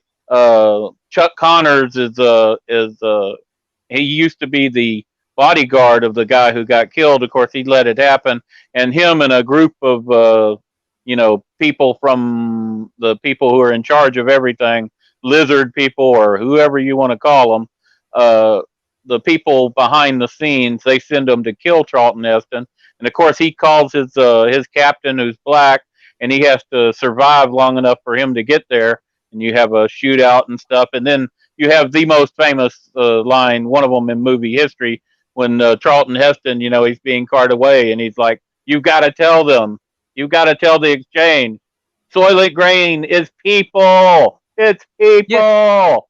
Yes, and I was about Soylent itself, the Soylent Red and Soylent Blue, or what you have said. Artificial food. That is what I talking about. This is the other similarity to nowadays, because maybe you have got that Bill Gates is not just investing in this Corona fake. He also is investing in artificial meat. Yeah, which is why you'll never see me eating any of these Beyond Burgers, because I have no idea what other chemicals are in there besides the Oh yeah, plant. exactly. And remember Yeah. in Futurama, the ad up there, it said Soylent Green, now with more girl. Yeah. Brilliant. That was a party with Slurm Mackenzie. That's right. Yeah. Futurama is that's my And Hypnotoad. favorite. Don't forget Hypnotoad. Yeah, and Futurama has also something in common here with Soylent Green. It has the suicide booths or here, the suicide cells. Directly, the first episode where That's here, right. The very first episode. Yeah. So like in Soylent Green, yeah. If somebody wants to commit suicide, yeah, no problem. And also you can get in the year 3000, you can get refreshing crack. Yeah, right. Yeah, that was probably. I thought, oh my god! And you saw this guy who puts his last quarter into the machine here. This quack addict in the future, and then the machine doesn't give him his crack, and to see him kind of, oh no, dying. Oh my god! Yeah, that was brilliant. Yeah. So which movie do we have left out? Planet of the Apes.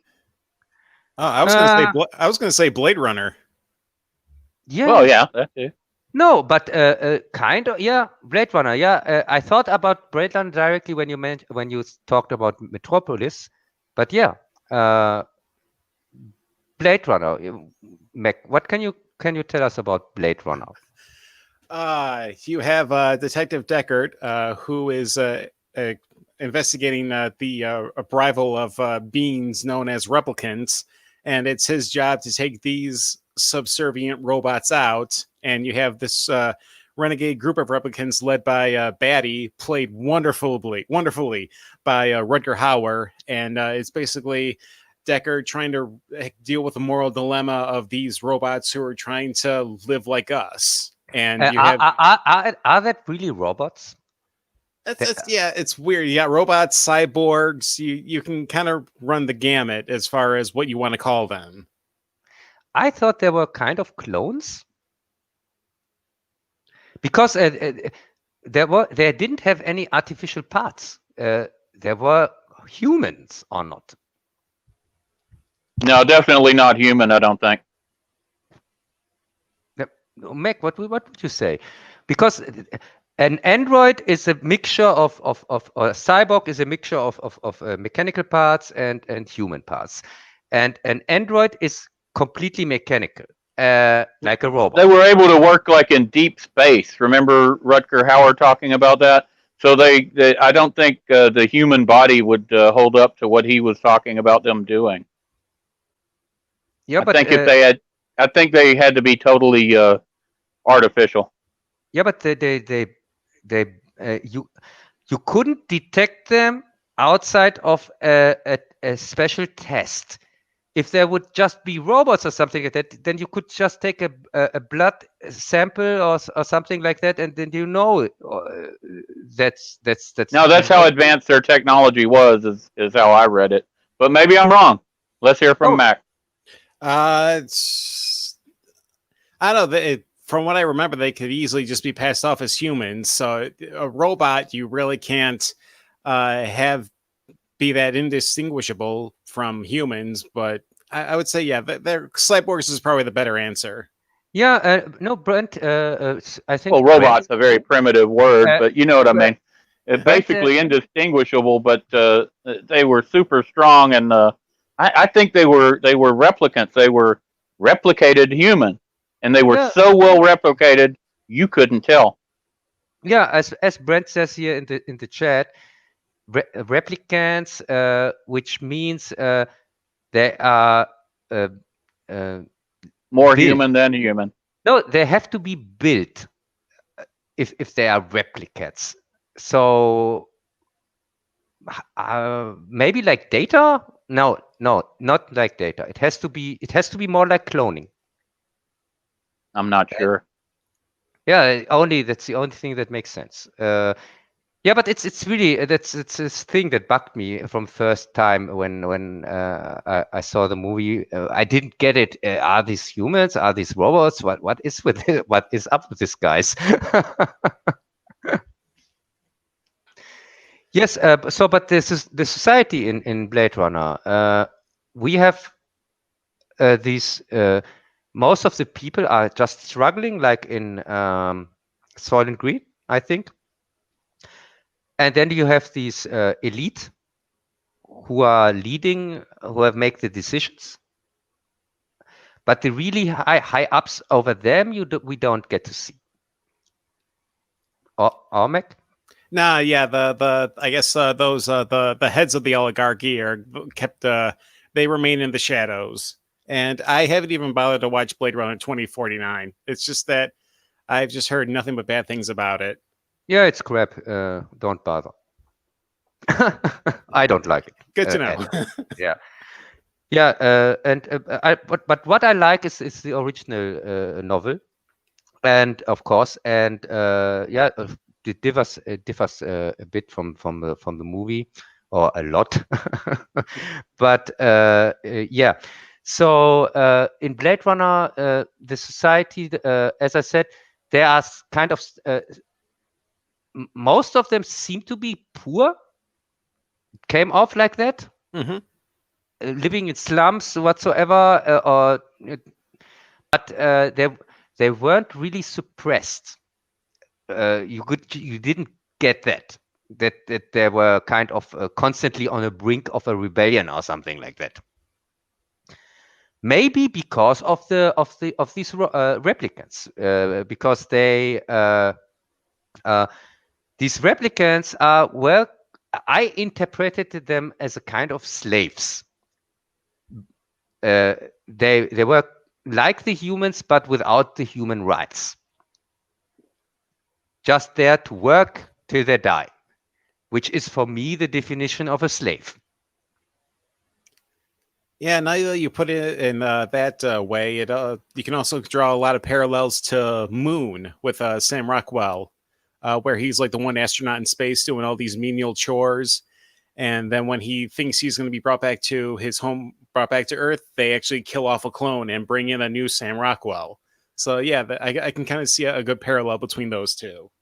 Yes, and if you mention Moon, of course, you can't talk about Moon without talking about Matrix, because this is exactly what they are talking in Matrix about. Not in the first movie, in the second one, when they explain how the Matrix works, that they had to build more than one, and that they have to give the people the illusion of a free will, which is exactly what here in Moon, this character, he has no clue that he didn't really do the decisions, because he thinks he's working for his family, which he isn't. He's just implemented in his brain or something like that, his memory. Gosh, it's been so long since we're talking about movies I haven't seen in a long time, so I'm just trying to think back to exactly what's being talked about. Oh, I think no. It's much simpler. The explanation. He is just a clone, and because he doesn't know that he's a clone, and when they cloned him when he was starting the job. So the clone did the job, the first clone, and after a while, they just used the second clone, which had started from the same point, thinking for the second clone, it was when the first clone is not there anymore because it's dead or something happened or whatever. They activate the second clone, which starts again with the same memory. Yeah. That I think it worked that way, or don't you think so? No, yeah, right, yeah. I don't know what the heck I was thinking, but yeah, it's just basically a repetitive cycle of just one clone taking over for the one that was just killed off, and then the one clone finds the other clone that wasn't completely disposed of, and that just adds to the extra weirdness of the film. Yes, and Well, I think also, Mack wanted to talk about Zero Theorem and Brazil and some other movies like that. Did Oh, you want to touch on those, Matt? Brazil's a classic. I mean, shoot, that's probably Terry Gilliam at the height of his powers. So yeah, it's obviously it's obviously just 1984 with Monty Python. Just the whole fixation on paperwork and records, and you have Robert De Niro as a member of the rebellion who literally gets killed by paperwork in just one of the weirdest scenes on film. Brazil definitely is in the conversation. hey, but I have to disagree. It's No, of course. I don't know. No, I'm not disagreeing that Brazil is brilliant masterpiece and my favorite movie from Terry Gilliam, by the way. But I have to disagree that it is 1984 influenced mainly. I think it's more influenced from Brave New World, with a bureaucratic with this huge bureaucratic apparatus, what you call it, because the people in Brazil, most of them, I'm not talking about this few rebels. I'm just talking about most of the society is not doesn't come off this kind of suppressed like the society in 1984. Most of them seem to be kind of okay with their life because they just get used to this whole bureaucracy. If somebody gets used to it, he maybe can have a kind of normal life. It just starts to differentiate, getting troubled when something happens, like here when this our main character falls in love with his dream girl, which he sees in reality, and then tries to get together with her. Because they are, she's really a kind of a rebel outsider, and he is in the system, in this bureaucratic system, and there is where the problems begin. Yeah, all right, that's a fair point. Yeah, but also you could say when you see directly the first scene here with where this guy gets adopted from the police and falsely accused that he's Buttle or Tuttle, this Buttle Tuttle mess up. You could say, yeah, it's this is really more like 1984, because in Brave New World you don't have this force, this raw force. And the one scene in that film that still I just completely just sticks with me today is that when the family's at the restaurant and a bomb goes off, and here you have all the wait staff rushing to just conceal the people away from the bomb and all the wreckage. Like, oh, don't worry about that. Don't pay attention to that. Just enjoy your meal. And it's like you have all this violence and stuff going on. Meanwhile, 24-hour news cycle, we get explosions, we get terrorist attacks, and then we get like commercials for hygiene products and lawyers for paying off your taxes. It's yes, and this is again something that reminds me more of Brave New World, because as I said, I had the feeling this society goes with it.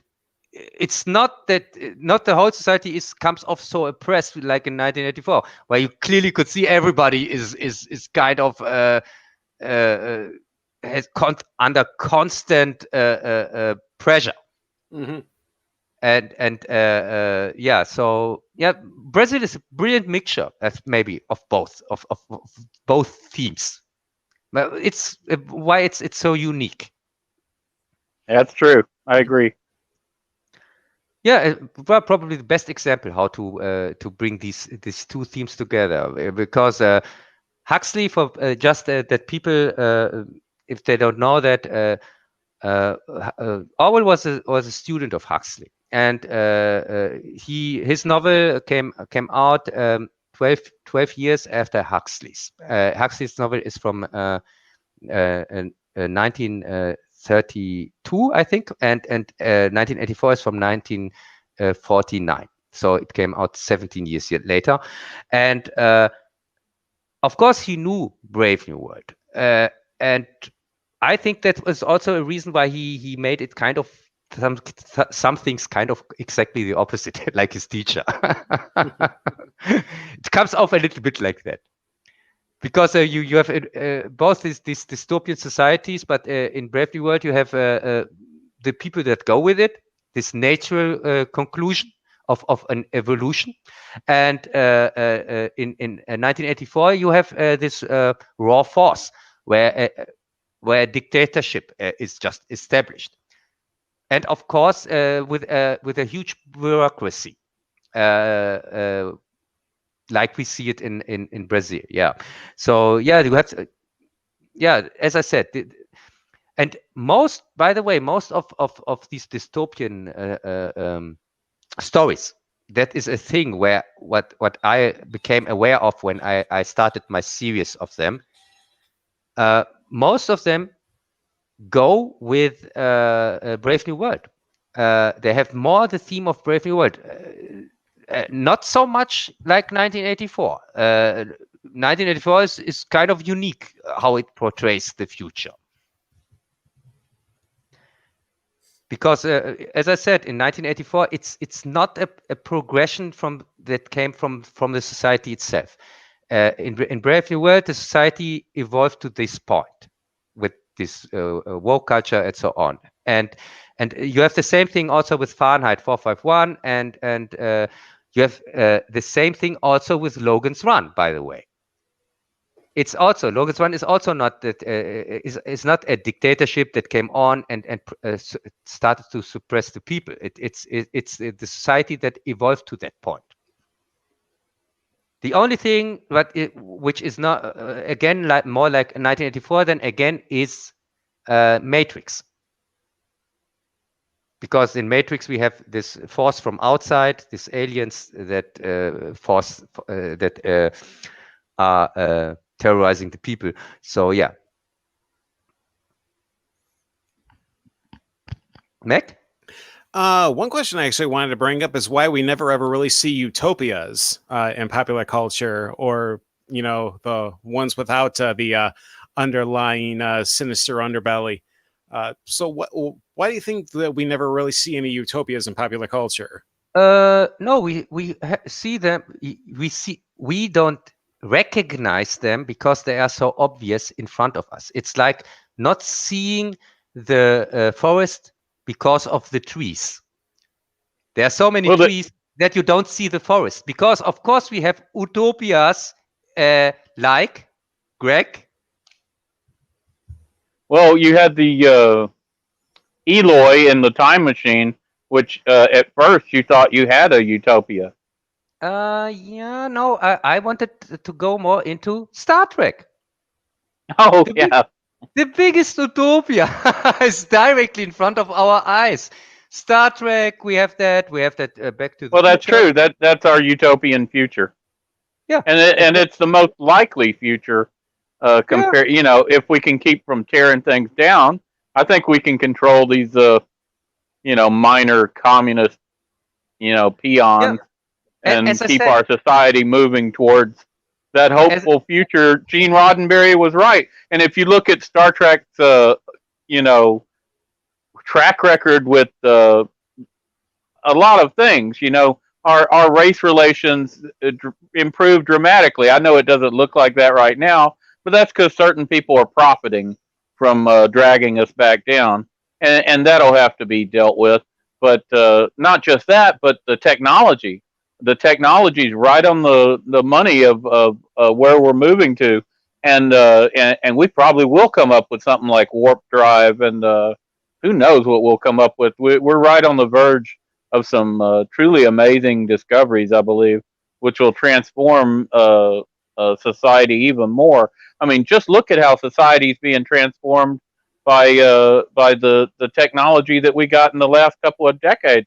I mean, things are just totally different, and I believe it's going to improve, and that we're going to reach that future.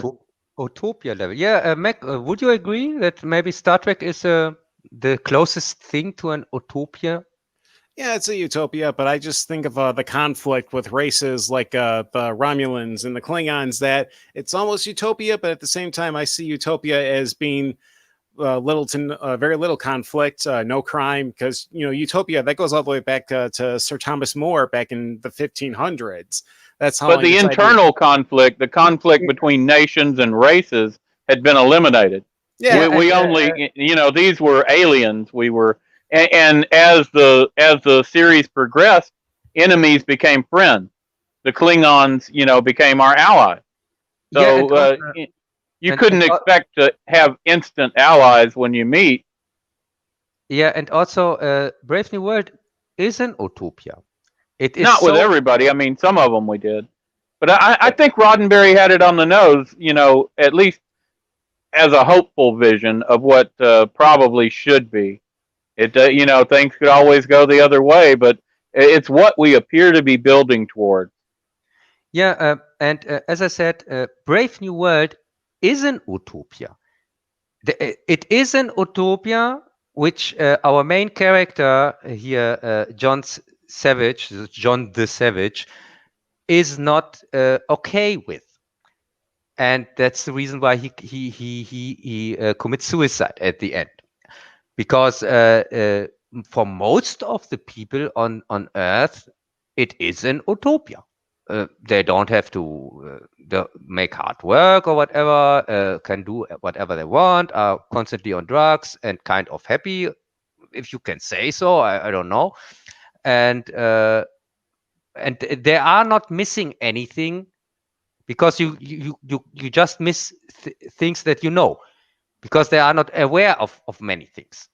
They don't miss your good stories or books or whatever, because they don't know them anyway. Nobody told them about them, and they are not used to them. So that's the reason why they are okay with most of the things. They are not constantly complaining or something like that. So, Mac, is that the utopia you mean? Yeah, in a sense, yeah. Just the idea that there is this universal harmony among the civilization. Yeah, and also in Fahrenheit 451, we have also a kind of utopia, because, as I said, the books are not banned from the government from the get-go. It was an evolution. It evolved in that way. The society, as I said, became this SJW culture, where everybody was complaining. Every minority was complaining about, this book has to go because it portrays us so bad, and stories became shorter. Also, history had been rewritten, and these books reflected historical events, and that couldn't be allowed. Yeah, it was kind of the last solution of the government to ban them completely, because before they did that, they were kind of banned from the society anyway, because nobody went to the libraries anymore, because the attention span of the people became so short, and they got so used to this new technology, these big screens in their houses. In the novel, by the way, they have four screens in their homes, and like in a kind of holodeck or virtual reality or whatever. And they are also constantly on drugs, and they have also not the families are not real. There are families out there, but the kids are most of the time in care. They are just from 10 days, 1 day at home or something like that. And even then, they are just put in front of the screen, and that's it. So there is not really this, and people have That also allows better indoctrination.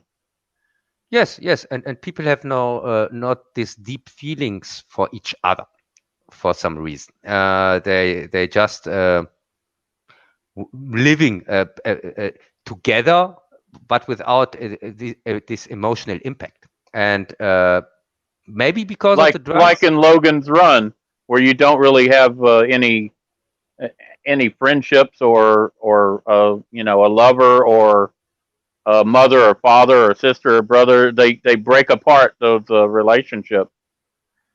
Yes, and talking about dystopias from the 70s, there was another one which I thought it was really interesting. Silent Running, if you can remember. Yes, that's where he's in the ship growing vegetables and stuff. Yeah, was that Bruce Dern? Yeah, Yes. saving plants that were, I guess, bound to be wiped off the face of the earth, and so he has his bunch of robot pals to help him cultivate these plants. And I just know it just because this was basically the film that inspired Mystery Science Theater 3000. That's cool. What the hell? I didn't know that. Hey, it's a brilliant movie. I don't hope not. No, but yeah. What do you think about that movie, Mac? I like the idea. I like the ideas in the film. The idea that you have these, and he actually has other humans with him in the movie that he actually kills off because he saw them as a danger. So it's this nice, interesting idea of self-preservation and finding companionship in machinery as opposed to other humans. Yes, and to explain that to the audience who maybe not have seen it, he not just kills the other humans because he sees them for no reason for a danger. First off, this spaceships, they were sent out to prevent here with this big things here, to prevent kind of the last natural plants and things like that. Because on Earth they were constantly fighting on Earth. There was a war, a nuclear war, something like that, and so they sent them out to preserve them. But then they get the message that this mission is cancelled, and they have to come back, and these plants are going to get destroyed, and that's it. And then that's the reason why he gets rid of his other two here who were also working. So they were a danger to the plant. Yes, no, these yes, but the thing is, they would want to go home. Yeah. Then the plants would be killed. Thus, yes, they are a danger. Yes, and he saw the bigger picture, kind of. He thought these are the last plants in existence, maybe in the whole galaxy or whatever, and that's why he made this decision. And and how he killed them, he kind of killed them by not helping them, because they had a fight, and he didn't help them to get out of this thing that got blown up. I think, Mac, or not. Yeah. So but he killed them. Not to help them is like killing them. Yeah, I see it the same way. And at the end, but what I really liked with the story, that at the end he even kind of commits himself suicide, but still tries to save the plants by programming the robots that they take care of them. and then he commits suicide. He lets them float through space. Here, this big things, and he himself commits suicide. Blows up the ship or something like that. Yeah. Yeah, as I said, I thought that it was kind of interesting. I didn't think that it was completely pulled out of the ass, the story. I don't, and that the characters completely acted nonsensical or something like that. For me, it made sense how, especially the main character, how he acted. It was really not that he changed his mind constantly or something like that. No, there was a steady progression of logic throughout the film. Yeah. Yeah, because he was also from the three ones. I think there were three characters here working on the ship, and he seemed to be the only one who was into that because he wanted to save the plants, and the other ones were in that just because of the job or something like that. They didn't really care for the mission itself. They really, for them, it was just work. Yeah, it was basically the blue collar element from surprisingly Alien, where they weren't especially trained soldiers. They were just a bunch of scruffy space truckers just doing a job. Yes, and he was a kind of a hippie or something like that, or kind of a nature guy, or what you want to call it, and clashed constantly also with the other ones during the movie, till, of course, when the message came that they can go home. Of course, the other ones said, yeah, great, can get rid of this stupid mission. And he thought, oh my God, because he had constantly the hope. It was normally it was even planned that they try again to reculture these plants, even on Earth. But they said in the mission here in this call, they told him that they can get rid of them. They don't have to bring them back. They don't want to reculture Earth with plants again or something like that. That was also a reason why he made this decision. Mm-hmm. Yeah, but as I said, I really liked the movie. Of course, I hated it that they used this god awful song 2 times.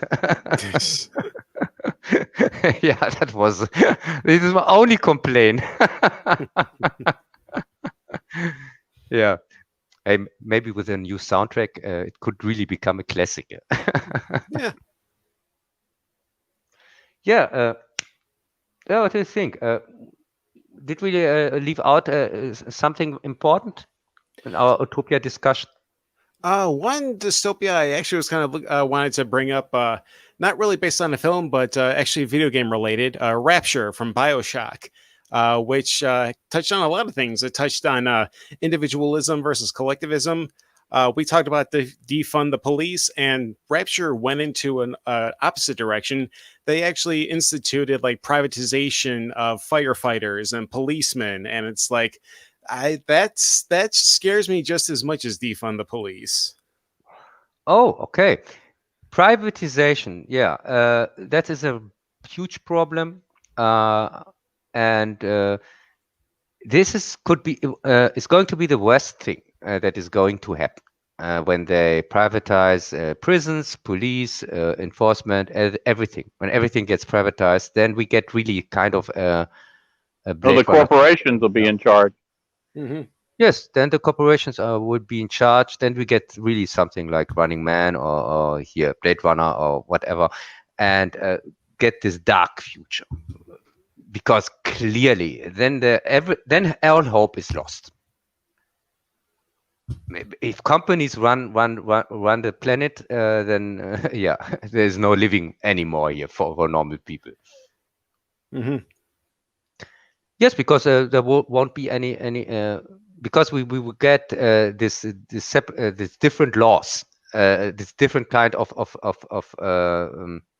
that if you can afford it, we get this caste society where most of the people have no rights, and if you have you can buy your right with the money or something like that, or where you come from. Jeff says prisons are already privatized where he lives. Is that true in Yeah. Germany as well? Till now not, but of course we take every stupid idea that comes from the US is here implemented sooner or later. So for sure it also will come here, which is a problem. Because what I have heard from these privatized prisons, at least here in the US, that judges were putting people in there because they got paid for it, something like that. That sounds right. Yeah. Yeah. You are from the US. By the way, Mac, you are from Texas or not? No, I'm from Buffalo, New York, so I'm from one of those horrible liberal states up north. Uh-oh. Okay. That's where they have the privatized prisons. I don't think we have them down here. I know Texas Department of Corrections isn't privatized, and that's the only prisons I know of. You know, they've got a lot of different units, but I can't think of any privatized prisons. Can you think of any up around your area? No, nah, and we've got Attica, which was which was the site of its own bloodbath, but no private prisons that I'm aware of. I can't think of any, but apparently the Europeans know more about it than we do. So No, we have seen here one of. You've seen it on TV, yeah? Yeah, we've seen. No, I've seen it here in Fahrenheit 9/11. You have the Michael Moore movie. We probably have some, but I'm not aware of any. Yeah. I'm aware of the state-run ones all over the place. So if you do have some, it's got to be a very small percentage. No, as I said, that's the first time I've heard about it, and I was shocked. I thought, oh my God, it can't be true. Privatized prisons, where judges get paid for everybody they put in there, and because they hadn't enough people to put in there, they started to put in the young people for nothing. I know Orange is the New Black had their prison be privatized or whatever. So maybe it's happening and we're just not aware of it. But I can't name one that I'm aware of. In this example that was in the Michael Moore movie, there was this privatized prison, and because they didn't have enough people. We have a tremendous amount of prisons, so it wouldn't surprise me if we had some. Because they didn't have enough people to put in there, there was a judge that put in there young people that got catched with weed or smoking in public or something like that, and they got ridiculous sentences. Got for 2 weeks had to go to prison for small delicts for like nothing. They used to get like 20 years and stuff for that. So, it's pretty bad. Yeah, and that's actually the kind of nonsense that Kamala Harris, the newly appointed VP for Joe Biden's candidacy run, that she was notorious for that, for arresting people and putting strict sentences for nonviolent offenses. Yeah, and then she'd put them to work so that they could actually have free labor, or pay them 15 cents an hour or whatever, and she'd make sure they didn't get out. She's a terrible person, and it doesn't matter. The Democrats, have sold their soul. Yes, it's a form of slavery again. It's definitely a form of slavery, and it doesn't surprise me that we wouldn't be that aware of it. But I know we have massive numbers of state prisons. So And can you remember? There was a movie where this term came up.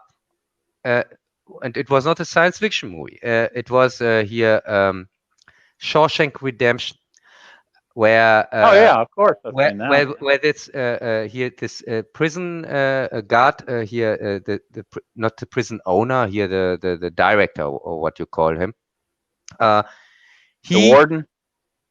Yes, the warden, the main one, where he let his prisoners work here on the streets, here on street work, and because they were so cheap, people or other companies had to give him money that he doesn't use them. Yeah, that probably happened. That sounds like the exact kind of thing that would happen. Yes, yes, and I thought this is a very, very interesting aspect, and this was not a science fiction story, and it was not. I think it was also not really made up, because it makes sense for me, and it's also not a secret that there are when you come in prison, there are also charges that you have to do hard work or something like that. Is that, I don't know if that is that the case anymore, or is that a thing from the past? That's mostly from the past. Hmm. Yeah, I think so, because the movie plays out in the 30s, I think, or something like that. The story here from Shawshank Redemption, 40, no, 40s or 50s. 40s, 50s, maybe even the 60s, something like that. Yeah, where this was still a thing. So yeah, and one put it really best, because he gave this one gave him money in the cake. Here, the money cake. The cake with the money, and told him directly, here, I can't do anything when you come here with your slaves and steal us our work or something like that. Yeah, They still have prisons where they make license plates and do other things, but it's not like it was. A lot of prisons used to be self-sustaining. They would do all their own cooking. They would grow all their own food, and they went away from that as it got harder to police and convince the prisoners to work, and you had more activist judges and lawyers to protect people, and they had chain gangs and all kinds of terrible things. But they're still slaves. yes, and as I said, I compare what is going on now nowadays here with this whole Corona fake whatsoever. For me, it is kind of transforming the society into to get rid of the middle class, and to get people stripped from their rights, so that they now we have to negotiate just to get the status quo back. This is an interesting negotiation, because it's really like I come to your house and steal it from you, and then we can negotiate if you get some rooms back. It's something like that. It's the same thing is happening now with the whole society, because with this made up crap here, this Corona fake thing, they say, oh, there's a danger, and blah, blah, blah, blah, and if you want to get back to normal life, you have to and to get rid of the mask that we put on your face without reason, without real danger. You have to get this vaccine or whatever, and not just one time, every year, and also you have to check. Be checked when you want to travel and socialize with other people. It's kind of like you have to ask for permission if you can do that, more than 10 people or things like that. Yeah, that this is it comes off like that. Or what do you think, Mac? No, that's a fair assessment. Personally, I take the mask a little more seriously, considering I've got some underlying health issues that I really can't take the chance of not wearing a mask. But I'm just not keen on the idea of compelling people to wear masks. Just if they want to wear a mask, let them wear a mask. If not, then I still stay 6 feet away from everybody, whether they got a mask on or not. So I think there's definitely a case to be made for government overreach on this whole thing. Yeah, and I agree with Mac. I agree with Mac on that.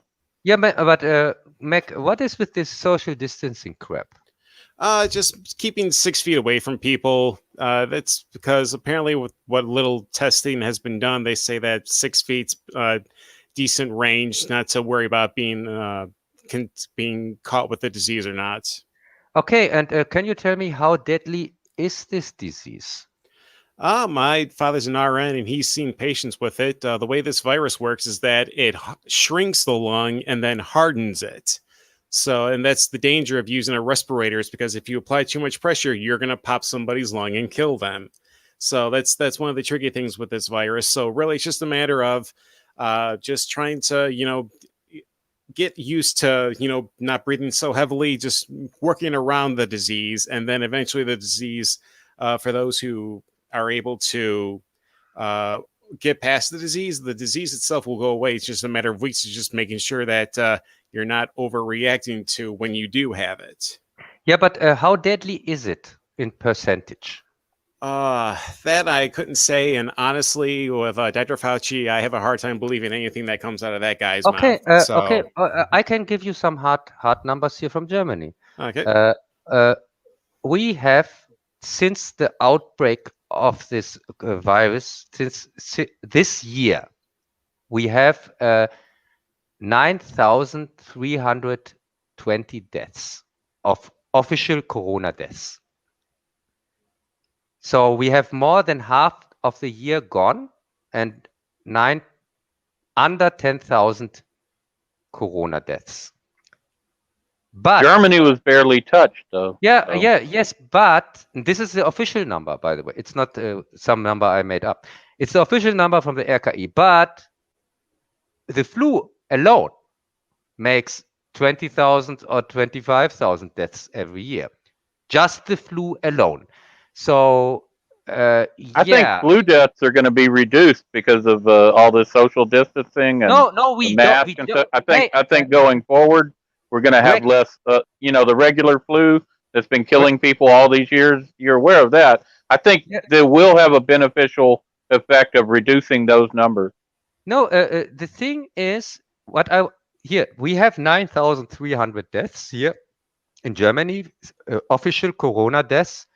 So we have not even half of the flu deaths we have normally, but we have 0 flu deaths. Right. You would expect that to go way down with all this mask and cleaning and that. You might eliminate most of the flu deaths that we've been dealing with for a century.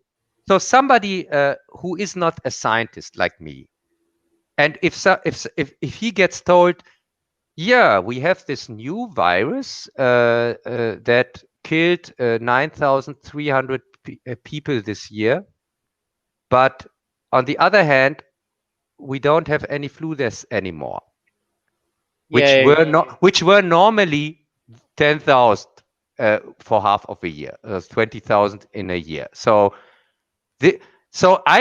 I would suspect, that's strange. And what are the symptoms of this virus? Oh yeah, it's like the flu. then I say, So you tell me, suspicious, huh? Yeah.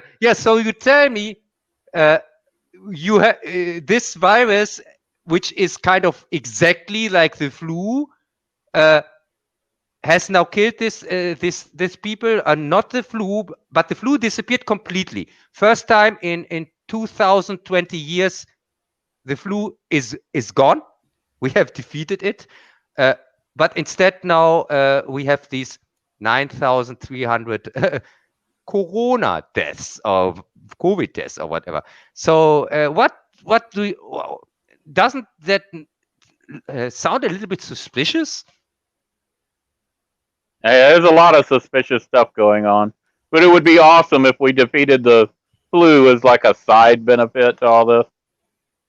Would it sound like science fiction if I would say they just labeled the flu deaths as corona deaths? Would that be so completely out? There's a lot of people who believe that. Yeah, if I just see the numbers,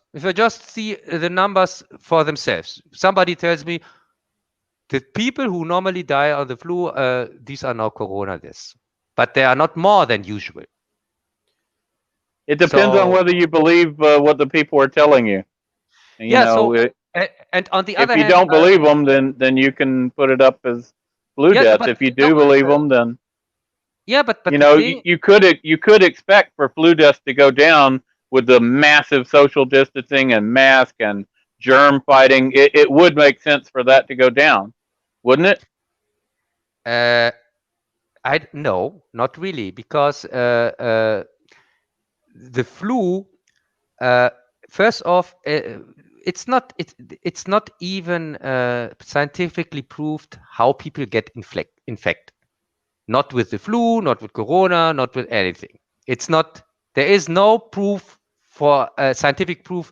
They can't tell you exactly how people get infected.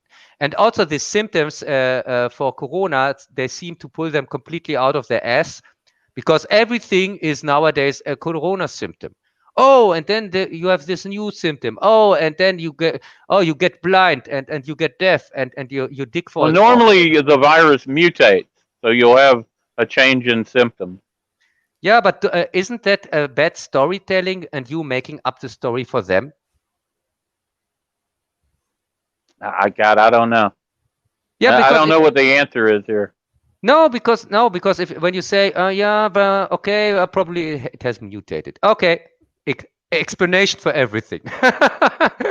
It's kind of like this lazy writing I'm constantly complaining about in movies. Now I have to complain about it in reality. Yeah, but as I said, I think it's a fraud, and I stay to that. And if anybody want to prove me wrong, please. And also, by the way, here the corona deaths here is the middle age of the people who died on corona is 86. So it doesn't seem that bad. My father just became 83 Wow, without corona. congratulations. Yeah. So if you with corona just get 86, yeah, I don't see here any a real problem. What do you say, Mac? I just I just keep my head out of this just because I got enough shit to deal with on my plate day to day as is. I don't need to deal with the news and the freaking fear mongering they're doing this for. Yeah, but as I said, I don't care for the normally for the shit either. But when I got to I see my rights stripped away from me. Of course, I have to say something. Because why the hell should I wear a mask when I go shopping? That doesn't make any sense. I'm healthy. Since when do the healthy people have to here become quarantined or have to wear masks or get imprisoned in their home and things like that? Since when? I don't understand that. I'm an introvert. I'm okay with staying home. That's just me, though. Yeah, no, as I said, but yeah, it's not that important.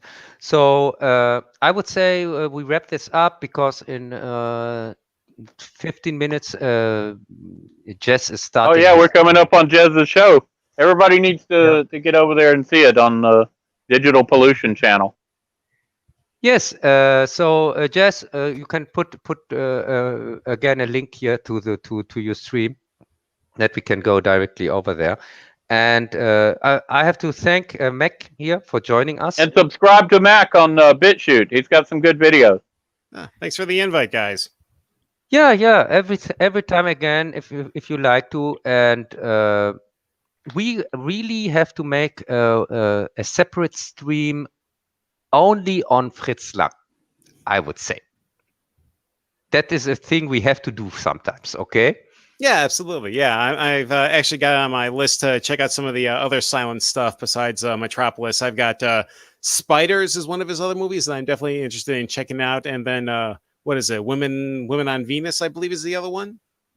On Venus, wasn't it on the moon? Oh yeah, Women on the Moon. Yeah. Because on Venus would be very hot or not. But I don't think they knew that back then. Nah. Yeah, and don't forget the Nibelungen. We call it here in Germany the ring of Der Ring der Nibelungen. It's also here the Siegfried Saga. It's also a very famous work of Lang before Metropolis. Thanks, Greg. I was glad to be here. Thanks for having me. Yeah, it was good chatting with you. Yeah, and I would say I wrap this up, and thanks for listening to us here, and see you next time. Bye.